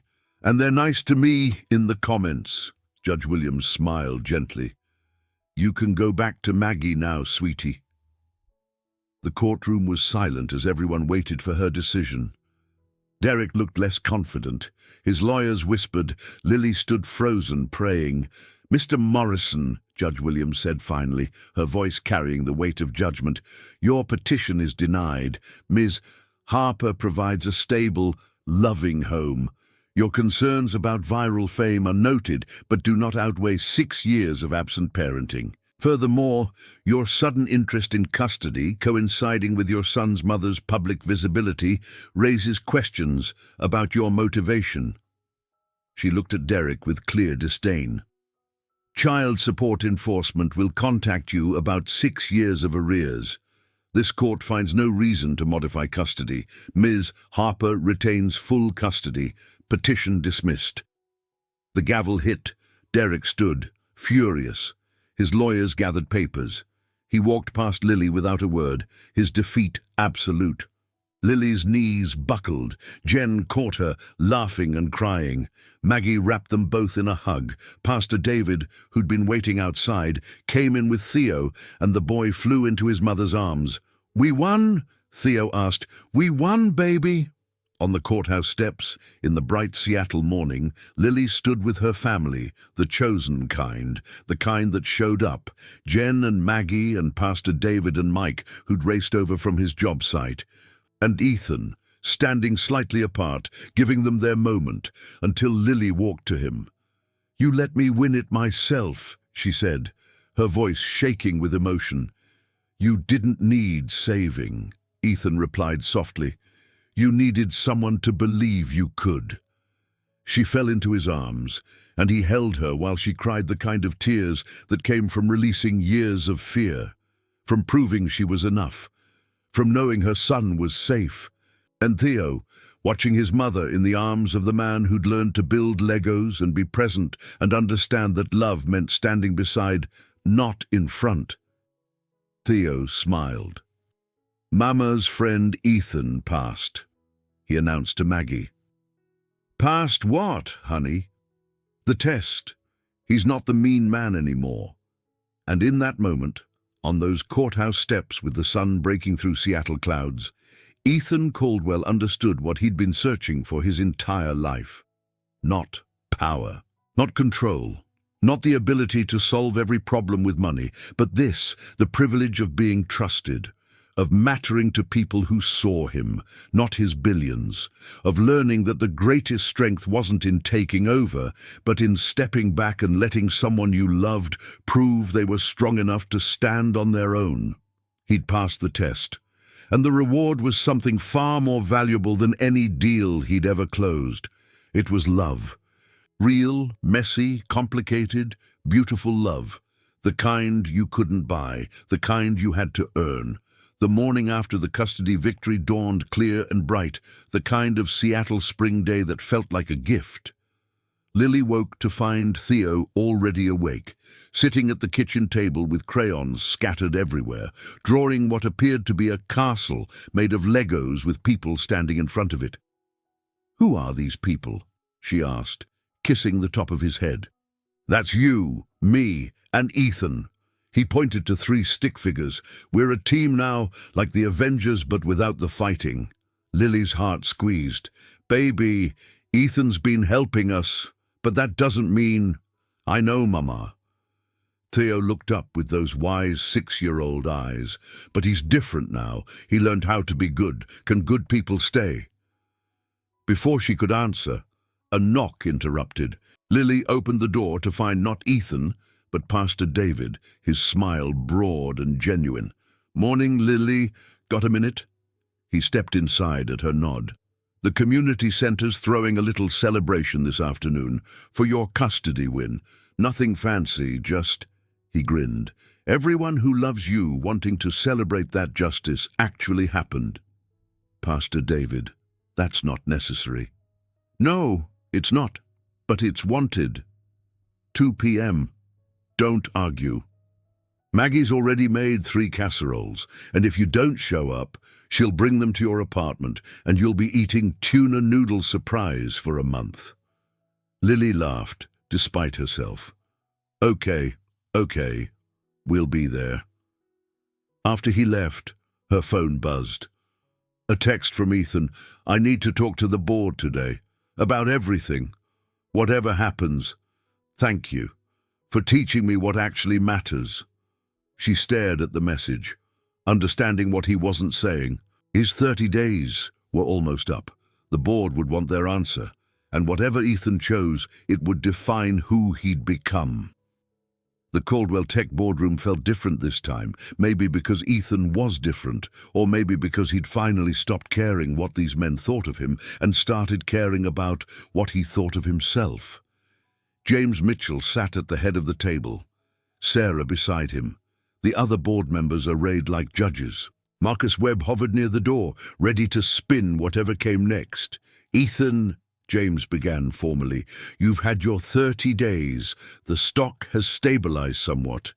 The viral video has faded from immediate news cycles, but we need to know, where do we stand? With you, with Lily Harper, with the future of this company. Ethan stood, walked to the windows overlooking downtown Seattle. Somewhere out there, in a neighborhood these men never visited, a woman who'd taught him everything was preparing for a celebration with people who'd accepted him not because of his money, but despite it. "I'm resigning as CEO," he said quietly. The boardroom erupted, voices overlapping, shock and anger and confusion. Sarah's hand on James's arm was the only thing that kept him seated. "You're what?" Marcus looked like he might faint. "Resigning as CEO, effective immediately." Ethan turned to face them. "Sarah will take over. She's better at it anyway. More emotionally intelligent, better with people, actually cares about the employees as humans rather than assets. She should have been CEO years ago." "Ethan, that's not—" Sarah's voice was thick with emotion. "You don't have to—" "I know, but I want to." He looked at each board member in turn. "I spent 30 days living in the real world. Not the world where money solves everything, but the world where it doesn't solve anything, where people work 2 jobs to feed their kids, where community matters more than capital, where a 6-year-old asks if you're still mean and you have to earn the right to say no." He pulled out a folder, slid it across the table. "I'm stepping back from daily operations. I'll remain on the board, stay involved in strategic decisions, use my shares to support the company. But I'm not going to run it anymore, because running Caldwell Tech meant sacrificing everything that makes life worth living, and I'm done sacrificing." "For her," James said, not a question. "For Lily Harper." "For me," Ethan corrected. "For the person I want to be. For the chance to be more than the mean man in a viral video. She showed me it was possible." Silence settled over the room. Finally, Sarah spoke. "I accept the CEO position, on one condition." She looked at her father, then at Ethan. "You work from home, you consult, you use your brilliant strategic mind to help this company, but you live your life, Ethan. You build something real outside these walls. And if she makes you happy, you fight for that, you understand, fight for it." "I plan to." He met her eyes. "Thank you for believing I could change." "I didn't believe it." Sarah smiled through tears. "You proved it. Now get out of here, go be with your family." "They're not—" Ethan stopped, smiled. "They're not my family yet, but I'm working on it." The community center was packed by 2 p.m., balloons in cheerful colors, a banner reading, "Justice for Lily and Theo," tables laden with potluck dishes that represented every culture and income level in the neighborhood. Dorothy Anderson had baked her famous chocolate cake. Jen had brought enough lemonade for an army. Mike stood at the grill outside, cooking burgers with the kind of competence that came from feeding large groups on limited budgets. And in the middle of it all, Lily, overwhelmed and grateful and trying not to cry. "You did this," she kept saying to Maggie. "This is too much." "This is exactly enough," Maggie corrected, hugging her tight. "You stood up for yourself. You won. We're celebrating." End of discussion. Theo ran past with a pack of kids, all of them hopped up on cake and freedom. His laughter rang clear and joyful, the sound of a child who felt safe, who knew his mama had fought for him and won. Ethan arrived at 2:30, and the crowd parted slightly. He was still an outsider in some ways, still the billionaire who'd started all this with a terrible proposal. But something had shifted. People nodded at him. Dorothy called him over to try her cake. Pastor David clapped him on the shoulder and said, "Good to see you, son." He found Lily by the punch table, watching Theo play. "You came," she said. "You doubted I would?" "No, but I wouldn't have blamed you if the board meeting went badly and you needed space." The board meeting went perfectly. He took her hand, not caring who saw. I resigned as CEO. Sarah's taking over. I'm staying on the board but working from home. And Lily, I'm free. For the first time in my life, I'm actually free to choose what matters. Her eyes widened. You resigned. Ethan, your company will be fine. Better than fine. It'll thrive under Sarah. He squeezed her hand. But I won't thrive under that life anymore. I need this community, connection. A 6-year-old who asks hard questions. A woman who taught me that dignity matters more than dividends. That's... Lily couldn't find words. That's huge. It's necessary. He looked around at the celebration, at people who'd accepted him, not because they had to, but because he'd earned it. This is what wealth actually looks like. Not my penthouse. This. Theo appeared at Ethan's elbow, tugging his sleeve. Can you come play? We're building a fort and we need someone tall to hold the blanket up. Ethan looked at Lily, who nodded, smiling. He let Theo drag him away to where kids were constructing an elaborate blanket fort, using folding chairs and clothespins and pure imagination. Maggie sidled up to Lily.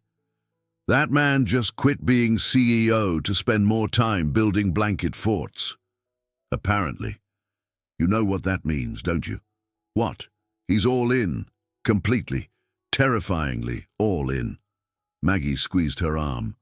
Question is, are you?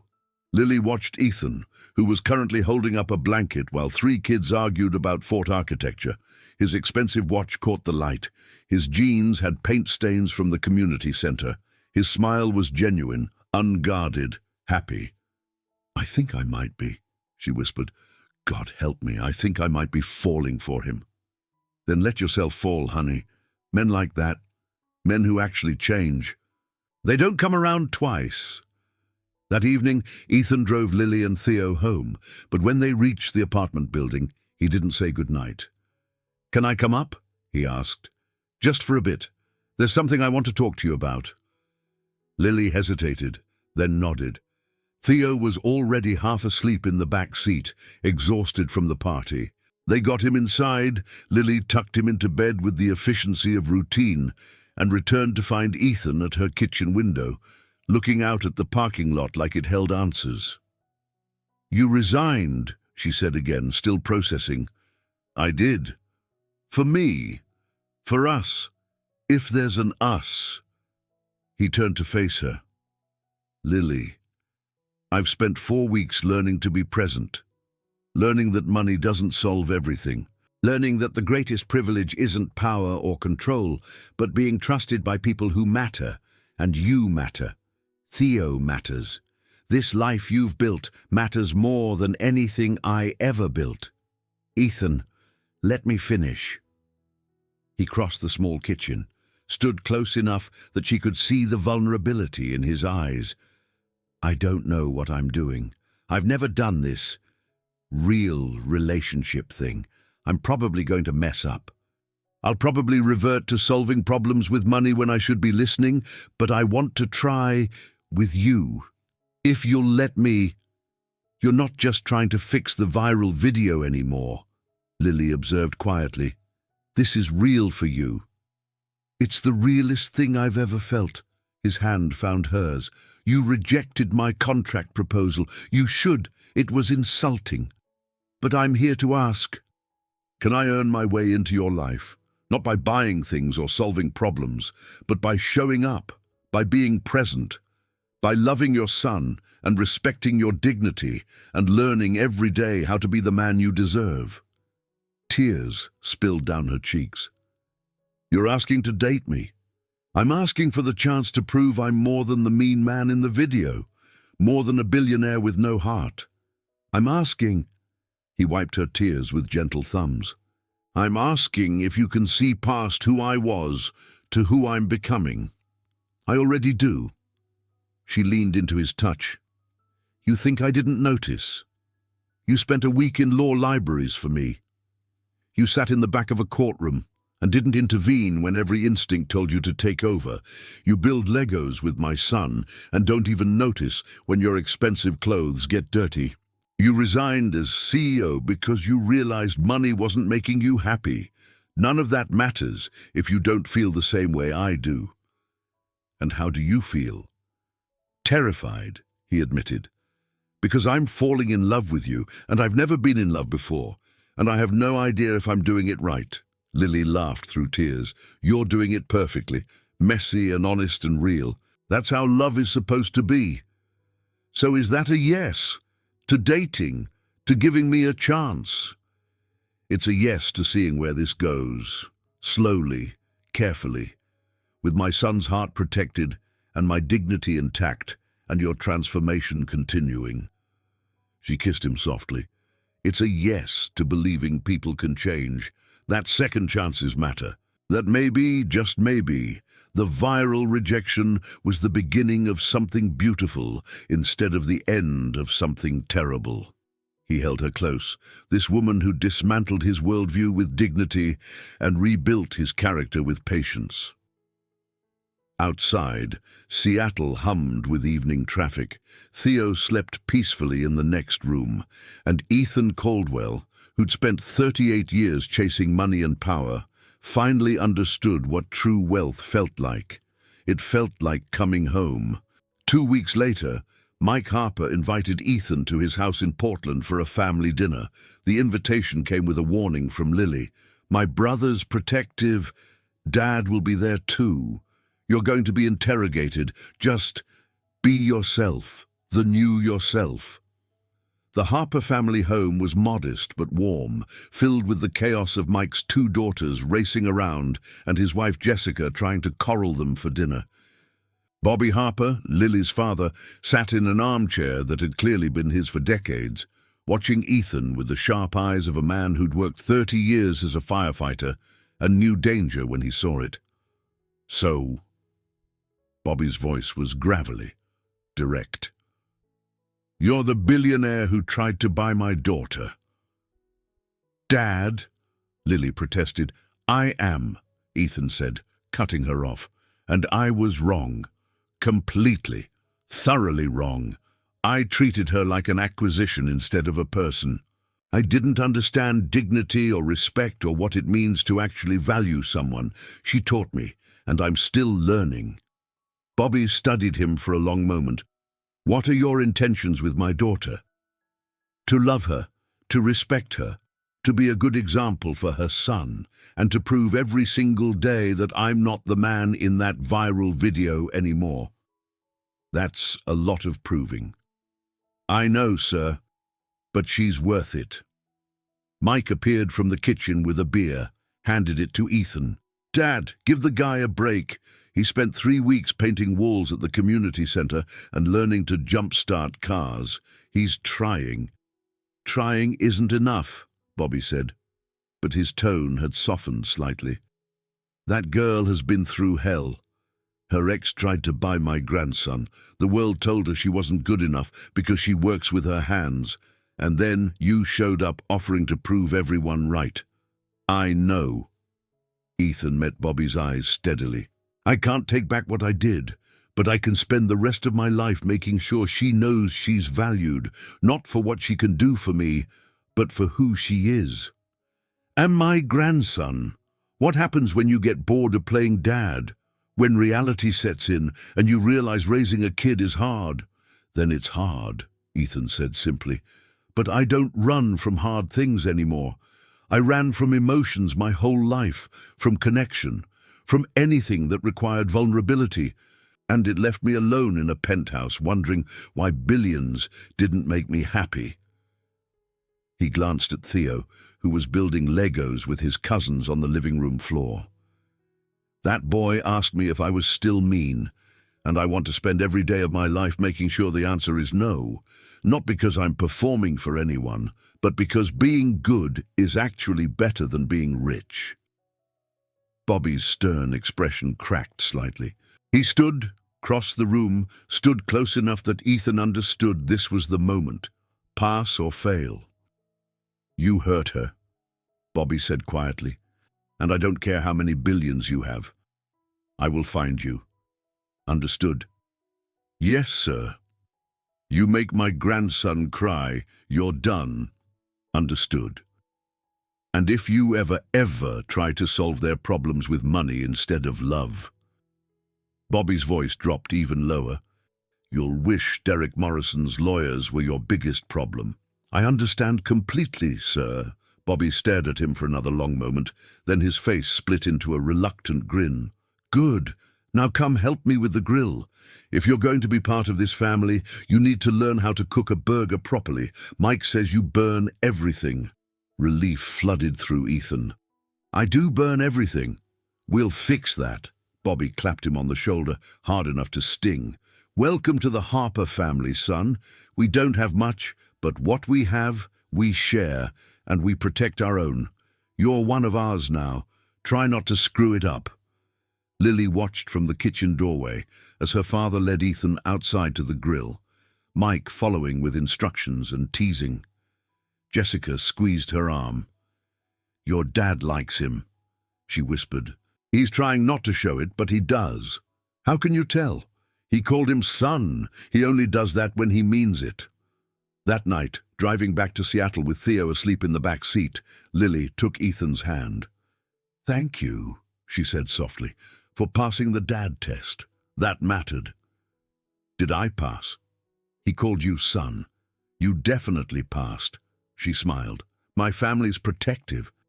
They should be. You're worth protecting. So are you, Lily said. You know that, right? You're not just the billionaire with no heart anymore. You're Ethan, the man who learned to build Legos and grill burgers and stand in the back of courtrooms without taking over. You're worth protecting too. The words settled into his chest, warm and unfamiliar. Worth protecting, not worth billions, not worth exploiting, but worth caring for. I love you, he said suddenly. I know it's fast. I know we're still figuring this out. But I love you, Lily Harper. You and your fierce dignity and your brilliant son and your refusal to be bought. I love all of it. She squeezed his hand tighter. I love you too, even though you still can't cook spaghetti without burning the water somehow. That happened once, twice. But who's counting? She laughed. Take us home, Ethan.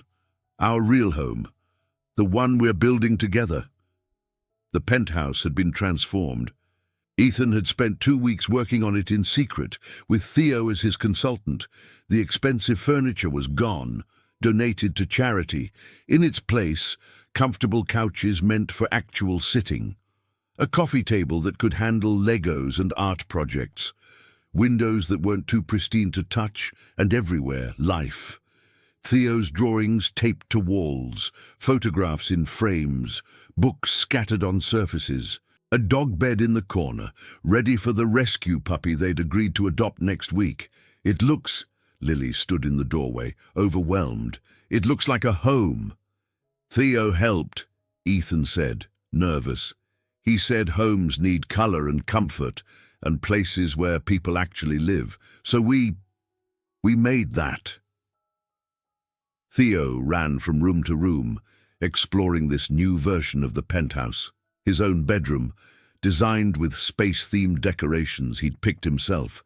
A playroom with every Lego set imaginable. A kitchen big enough for all three of them to cook together. This is amazing! Theo's voice echoed through the space. Can we really live here? Ethan knelt down to the boy's level. Actually, buddy, I wanted to ask you something important, man to man. Theo's eyes went wide and serious. Okay. I love your mom, a lot, and I love you, and I want us to be a family, a real family. Not because of contracts or agreements, but because we choose each other. Ethan pulled out a small box, opened it to reveal a simple ring, and a toy ring, plastic and bright. I want to ask your mum to marry me, but I need your permission first, because you're the most important person in her life, and if you're not okay with this, then it doesn't happen. So, would it be okay if I married your mum? Theo stared at the rings, his small face thoughtful. "Will you be my dad? I'd like to be, if you want me to be. Not instead of anyone. Just Dad." "Just Dad," Ethan agreed. "I'd be honored, and we'd live here, together." Together. Theo thought about it for another moment, then nodded decisively. "Okay, you can marry Mama, but you have to promise to always build Legos with me and never be mean." "I promise, on everything I have." Ethan held out his pinky. "Pinky promise." They hooked pinkies, the sacred vow of 6-year-olds. Then Theo hugged him, small arms tight around his neck. "Thank you," the boy whispered, "for learning to be good." Lily had been watching from the doorway, tears streaming down her face. When Ethan stood, Theo still in his arms, she saw in his eyes everything she'd needed to see. Not the arrogant billionaire from the viral video, but a man who'd asked a child's permission, who'd made promises he intended to keep, who'd learned that love meant earning your place every single day. "Theo thinks I should ask you something," Ethan said, his voice shaking slightly. He set the boy down, took Lily's hand, and knelt. Not with arrogance or certainty, but with genuine vulnerability. "Lily Harper, 4 weeks ago I offered to buy your life. I was so wrong it physically hurts to remember. But you took that terrible moment and you used it to teach me what actually matters. Dignity, love, presence. Being there not because you're obligated, but because you choose to be." He opened the box with both rings. "I'm not offering you a contract. I'm offering you my heart, messy and learning and probably going to mess up sometimes, but completely, entirely yours. I want to marry you. Not for image or business or anything except the simple fact that I love you. I want to be Theo's dad. I want to build a life where we cook together and build Legos together and teach our kids that character matters more than cash. Will you marry me? Really marry me?" Lily knelt down to his level, both of them on the floor of this transformed penthouse that finally felt like home. "Yes," she whispered, "yes, I'll marry you. Not because you're a billionaire, not because you solved my problems, but because you learned, because you changed. Because you showed me that second chances can lead to something beautiful." He slid the ring on her finger, and she slid the plastic ring onto Theo's, because they were a family now. All three of them. Choosing each other, Theo cheered. They laughed through happy tears, and somewhere in Seattle, in apartments and houses and communities that had followed their story, people smiled, because sometimes, just sometimes, the viral rejection becomes the greatest love story. Sometimes the mean man learns to be good. Sometimes dignity triumphs over dollars. And sometimes the heart that seemed frozen learns to beat again, warmed by love that was earned, not bought. This was that sometimes, and it was just the beginning. The weeks following the proposal blurred together in a rush of joy and planning and the beautiful chaos of building a life together. Lily and Theo moved into the transformed penthouse, though Lily insisted on keeping her live stream schedule, still teaching cleaning tips and life lessons to the community that had celebrated her from the beginning. "I'm not giving this up," she told Ethan one evening while setting up her camera in the penthouse's new living room. "This isn't about money. It's about connection, about teaching people that dignity in work matters. I wouldn't dream of asking you to stop."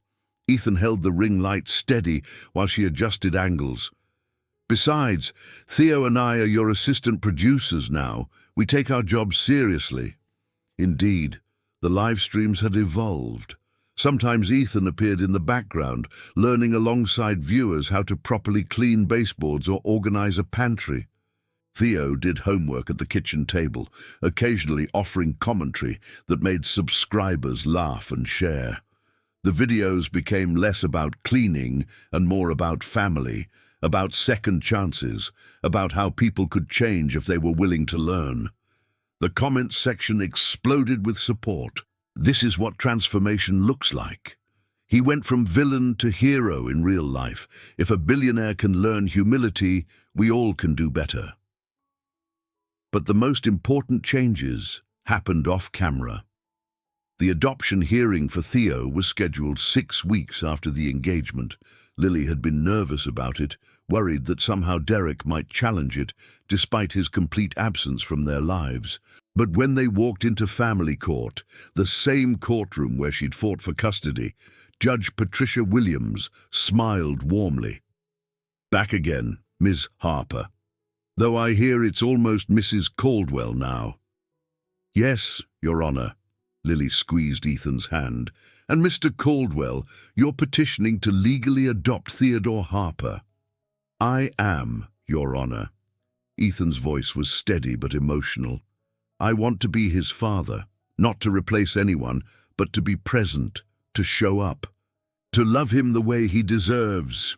Judge Williams looked at Theo, who sat between his mother and soon-to-be father, swinging his legs in the too-big chair. "Theo, do you understand what adoption means?" "It means Ethan becomes my real dad, legally." Theo's pronunciation of legally was careful, practiced, not just playing, actually. "And do you want that?" "Yes." No hesitation. "He builds Legos with me every day. He teaches me about space and dinosaurs. He makes Mama smile.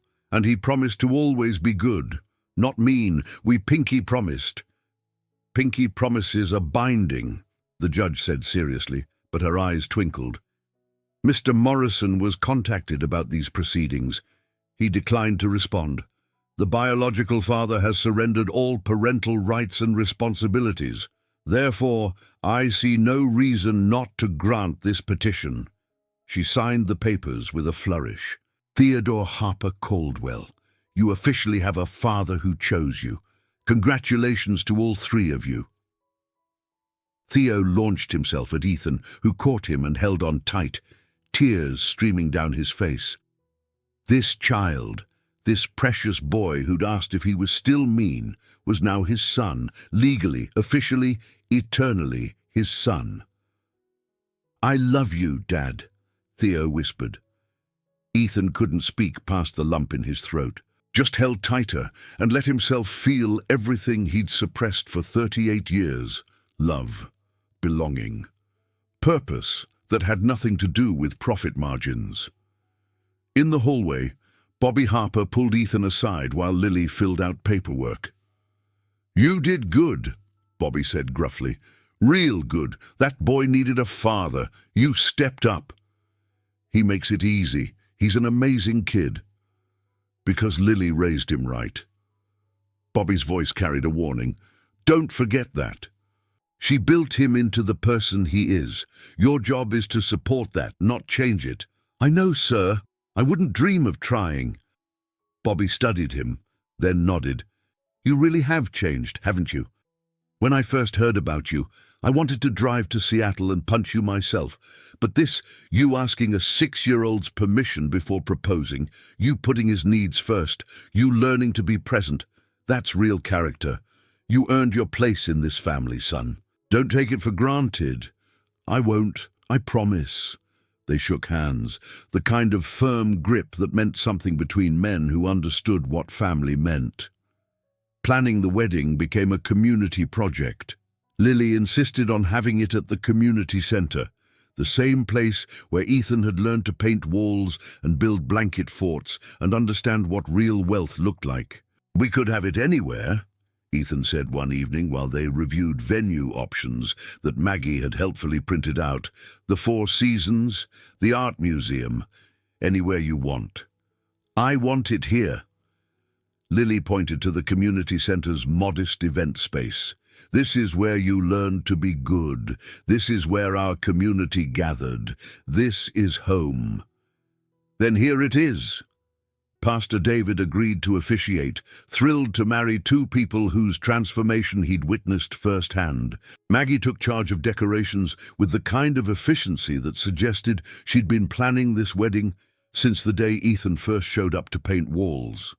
Jen organized the food as a potluck, because that's what their community did. They shared. Sarah Mitchell, representing Ethan's world, met with Lily one afternoon at a coffee shop to discuss the guest list. "I know this is primarily your community," Sarah said carefully. "But there are people from Caldwell Tech who'd like to attend, employees who watched Ethan change, who want to celebrate that it's real." "Of course," Lily smiled. "This isn't about excluding anyone. It's about making sure the people who matter most are there." "You're good for him," Sarah said suddenly. "I've known Ethan since we were kids. His father was my father's business partner. I watched him grow up cold and calculating because that's what Richard Caldwell taught him to be. And then you came along and broke all his rules. You taught him that vulnerability isn't weakness, that love matters more than leverage, that being rich in relationships beats being rich in dollars. He taught himself that. I just showed him it was possible." "No." Sarah's voice was firm. "You demanded it. You set boundaries. You refused to be bought. Most people, faced with that kind of money, would have compromised. You didn't. You made him earn every single step. And that's why this is going to work, because he knows you chose him, not his billions." Lily felt tears sting. "Thank you for believing in him, for believing in us. Thank you for saving my friend. He was dying inside that penthouse, surrounded by billions and completely alone. You gave him a reason to live instead of just existing." The week before the wedding, Ethan took Theo on a father-son trip. Just the two of them, hiking in the Cascades, camping under stars, talking about everything and nothing the way fathers and sons do when they're learning each other. "Dad," Theo asked one night, staring up at the Milky Way from inside their tent. "Yeah, buddy? Are you nervous about marrying Mama?" "Terrified," Ethan admitted honestly. "Why? You love her." "I do, more than anything, but I've never been married before, never been a husband or a father. I'm worried I'll mess it up." Theo was quiet for a moment, thinking, "But you were worried about being a dad too. And you're really good at it. You build Legos and read stories, and you listen when I have bad dreams." "You have bad dreams." "Sometimes, about the mean man from Mama's video coming back. But then I remember that's not you anymore. You learned to be good, so even if being married is hard, you'll learn that too." Ethan pulled his son closer, overwhelmed by the wisdom in this small person. "When did you get so smart?" "Mama says I got it from her." Theo giggled. "But maybe a little from you too. You're smart plus her smart equals super smart. That's solid math." They fell asleep like that, father and son, under stars that had witnessed billions of years of change and were now witnessing one man's transformation from emptiness to fulfillment. The wedding day dawned clear and perfect, Seattle showing off with blue skies and gentle warmth. The community center had been transformed with flowers from local gardens, decorations made by children's art classes, and so much love it seemed to radiate from the walls. 80 people filled the small space. Lily's community took up most of the seats. Maggie crying before the ceremony even started, Dorothy Anderson in her best dress, Pastor David's entire congregation showing up because they'd claimed Lily as one of their own. Mike stood as best man, having extracted promises from Ethan that involved being a good husband or facing brotherly consequences. Jen was maid of honor, holding Lily's bouquet and whispering encouragement. From Ethan's world, Sarah sat in the front row with James Mitchell, both of them representing Caldwell Tech's blessing. A few employees had come, people who'd watched their CEO transform and wanted to witness the happy ending. But the most important person was Theo, who stood between where his parents would join, holding the rings in a box made of Legos that he'd constructed himself. The music started. Lily appeared at the back of the room on her father's arm, and Ethan's breath caught. She wore a simple dress, ivory and elegant, nothing like the designer gowns he could have bought her. Her hair was loose, flowers woven through it by Maggie's gentle hands. She was beautiful not because of what she wore, but because of the joy radiating from her face. Bobby walked her down the short aisle, tears in his weathered eyes. When they reached Ethan, Bobby placed Lily's hand in his and whispered, "Take care of my girl." "With my life," Ethan whispered back. Pastor David smiled at them, at Theo between them, at this family that had been forged through viral rejection and genuine transformation. "Dearly beloved, we gather today to witness something remarkable, not just a marriage, but a testament to the power of second chances, to the truth that people can change, to the beauty that emerges when we choose love over pride, dignity over dollars, and presence over power." He looked at Ethan. "I met you on your first day at the community center. You were uncomfortable, out of place, wearing jeans that cost more than most people's rent. You didn't know how to hold a paint roller. You blistered your soft hands. You were, frankly, terrible at manual labor." Gentle laughter rippled through the crowd. "But you showed up, day after day. You showed up. You learned. You listened. You let a 6-year-old teach you about Legos and windows that can be fins, and somewhere along the way, you became the man standing here today, a man worthy of this woman's love." Ethan's eyes filled with tears. Pastor David turned to Lily. "And you stood in front of millions and defended your dignity. You could have taken the easy path, accepted money to make your struggles disappear. But you chose integrity, you demanded respect, you set boundaries and you held them, even when it would have been simpler to compromise. You taught all of us that our worth isn't measured in dollars, that being good matters more than being comfortable, that love is earned, not bought." He gestured for them to face each other. "Now speak your vows." Ethan took Lily's hands, his voice shaking but clear. "Lily, 4 months ago, I offered to buy your life. I stood in my penthouse with a ring and a contract and the arrogance of someone who thought money solved everything. You said no. You defended your dignity in front of millions of people. You taught me that I was rich in everything except what mattered. And then you gave me a chance, not to buy my way back in, but to earn my way, to learn, to change, to become someone worthy of loving you." He had to pause, emotion overwhelming him. Theo reached up and patted his arm. "I vow to never stop learning, to never stop choosing presence over presence, to honor your dignity every single day, to be the father Theo deserves and the partner you need, to build a life where character matters more than capital, where love is measured in moments, not money. I vow to be yours, completely and eternally, not because I own you, but because you chose me, and that's worth more than all the billions in the world." Lily was crying openly now. She took a shaky breath. "Ethan, you were the mean man in my video, the villain in a story that went viral, but you became the hero in a story that matters so much more. Not because you swept in with money to save me, but because you humbled yourself. You learned to paint walls and jumpstart cars and build Legos. You sat in the back of a courtroom and didn't take over. You asked my son's permission before proposing. You earned every step of the way here." Her voice strengthened. "I vow to love you through the mess of learning, to remind you when you forget that money doesn't solve everything, to celebrate your growth and challenge you when you slip, to build a partnership where we both bring strength, where dignity is never negotiable, where our love is proof that people can change.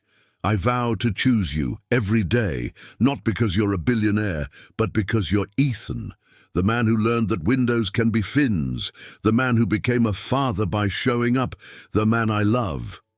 Pastor David looked at Theo. "Bring the rings, son."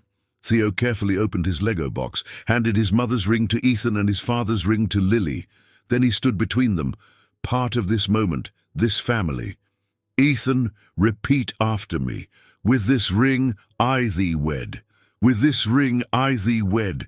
Ethan slid the band onto Lily's finger, his hands gentle and sure. "Lily, repeat after me. With this ring, I thee wed.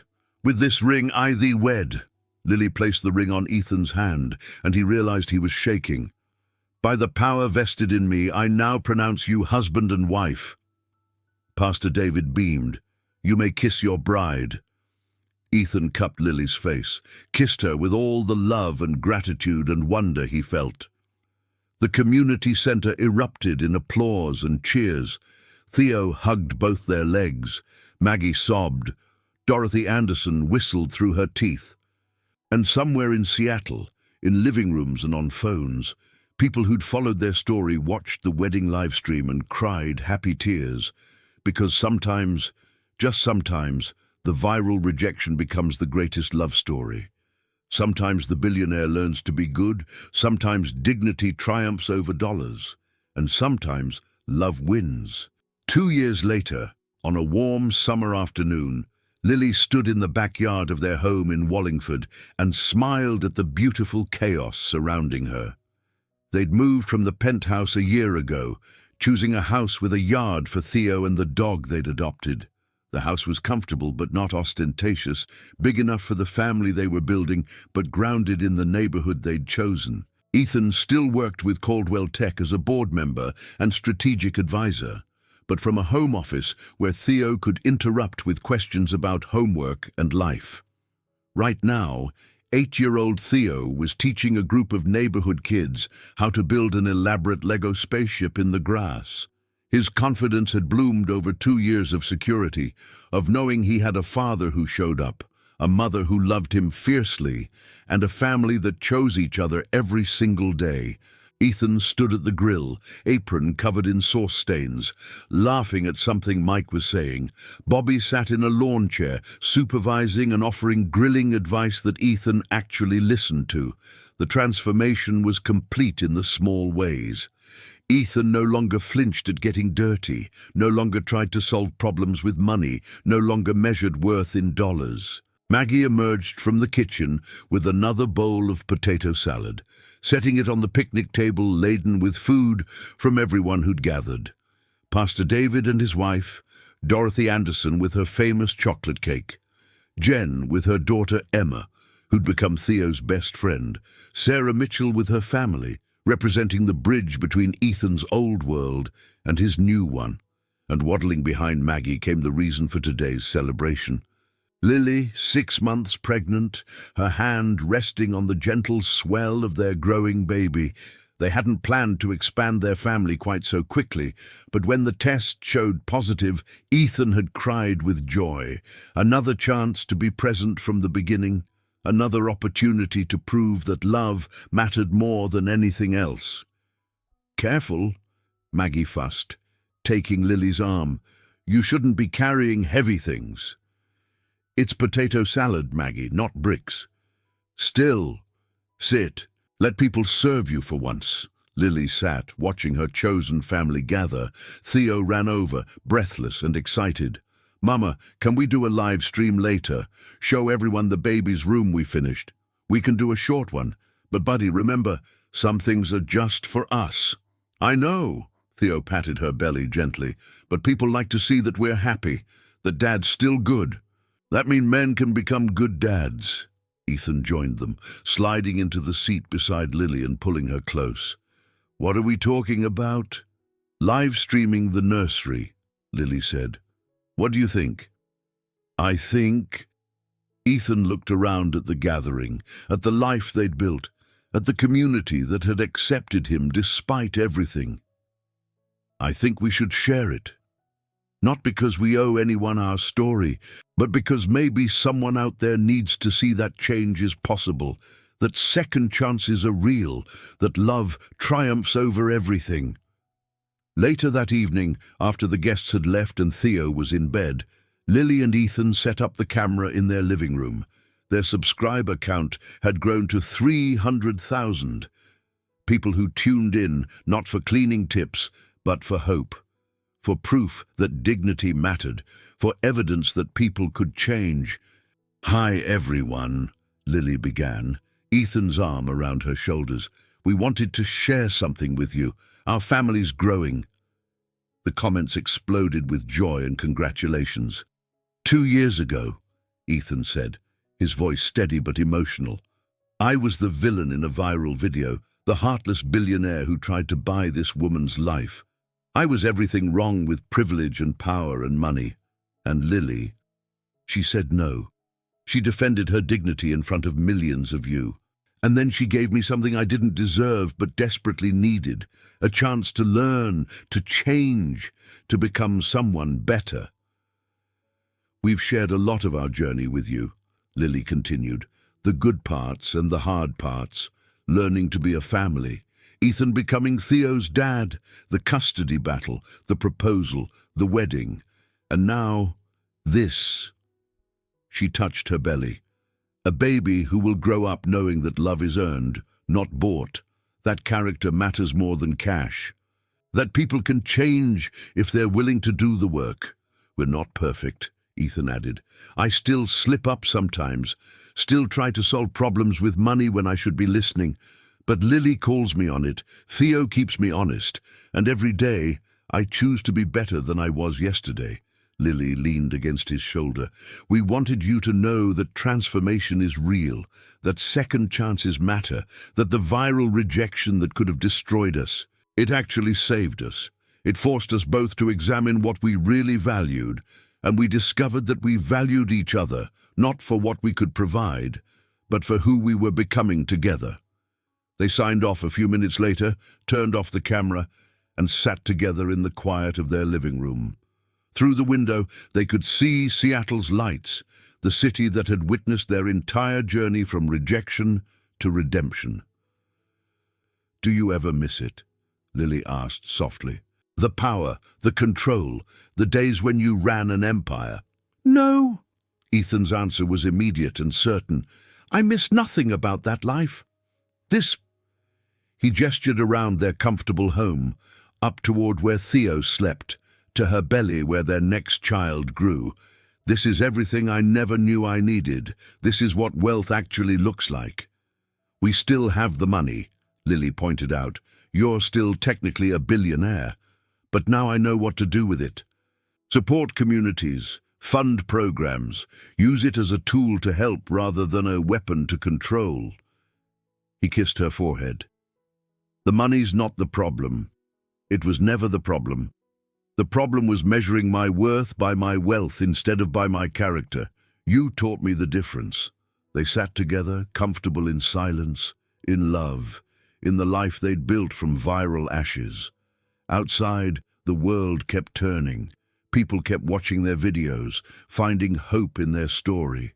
And somewhere out there, another mean man might see what Ethan had become and wonder if change was possible for them too. Because that's what Lily and Ethan's story proved. That dignity matters more than dollars. That love is earned, not bought. That people can change if they're willing to learn. That second chances can lead to beautiful endings. And that sometimes the most viral moment of rejection becomes the foundation for the most profound love story. Lily Harper Caldwell had rejected a contract, but she'd accepted a man. And Ethan Caldwell had lost his arrogance, but found his heart. In the end, that trade was worth far more than any billion-dollar deal. It was worth everything. I hope you enjoyed today's story. Subscribe to the channel so you don't miss more stories like this. Leave a like and comment below what you thought of the story. See you in the next video.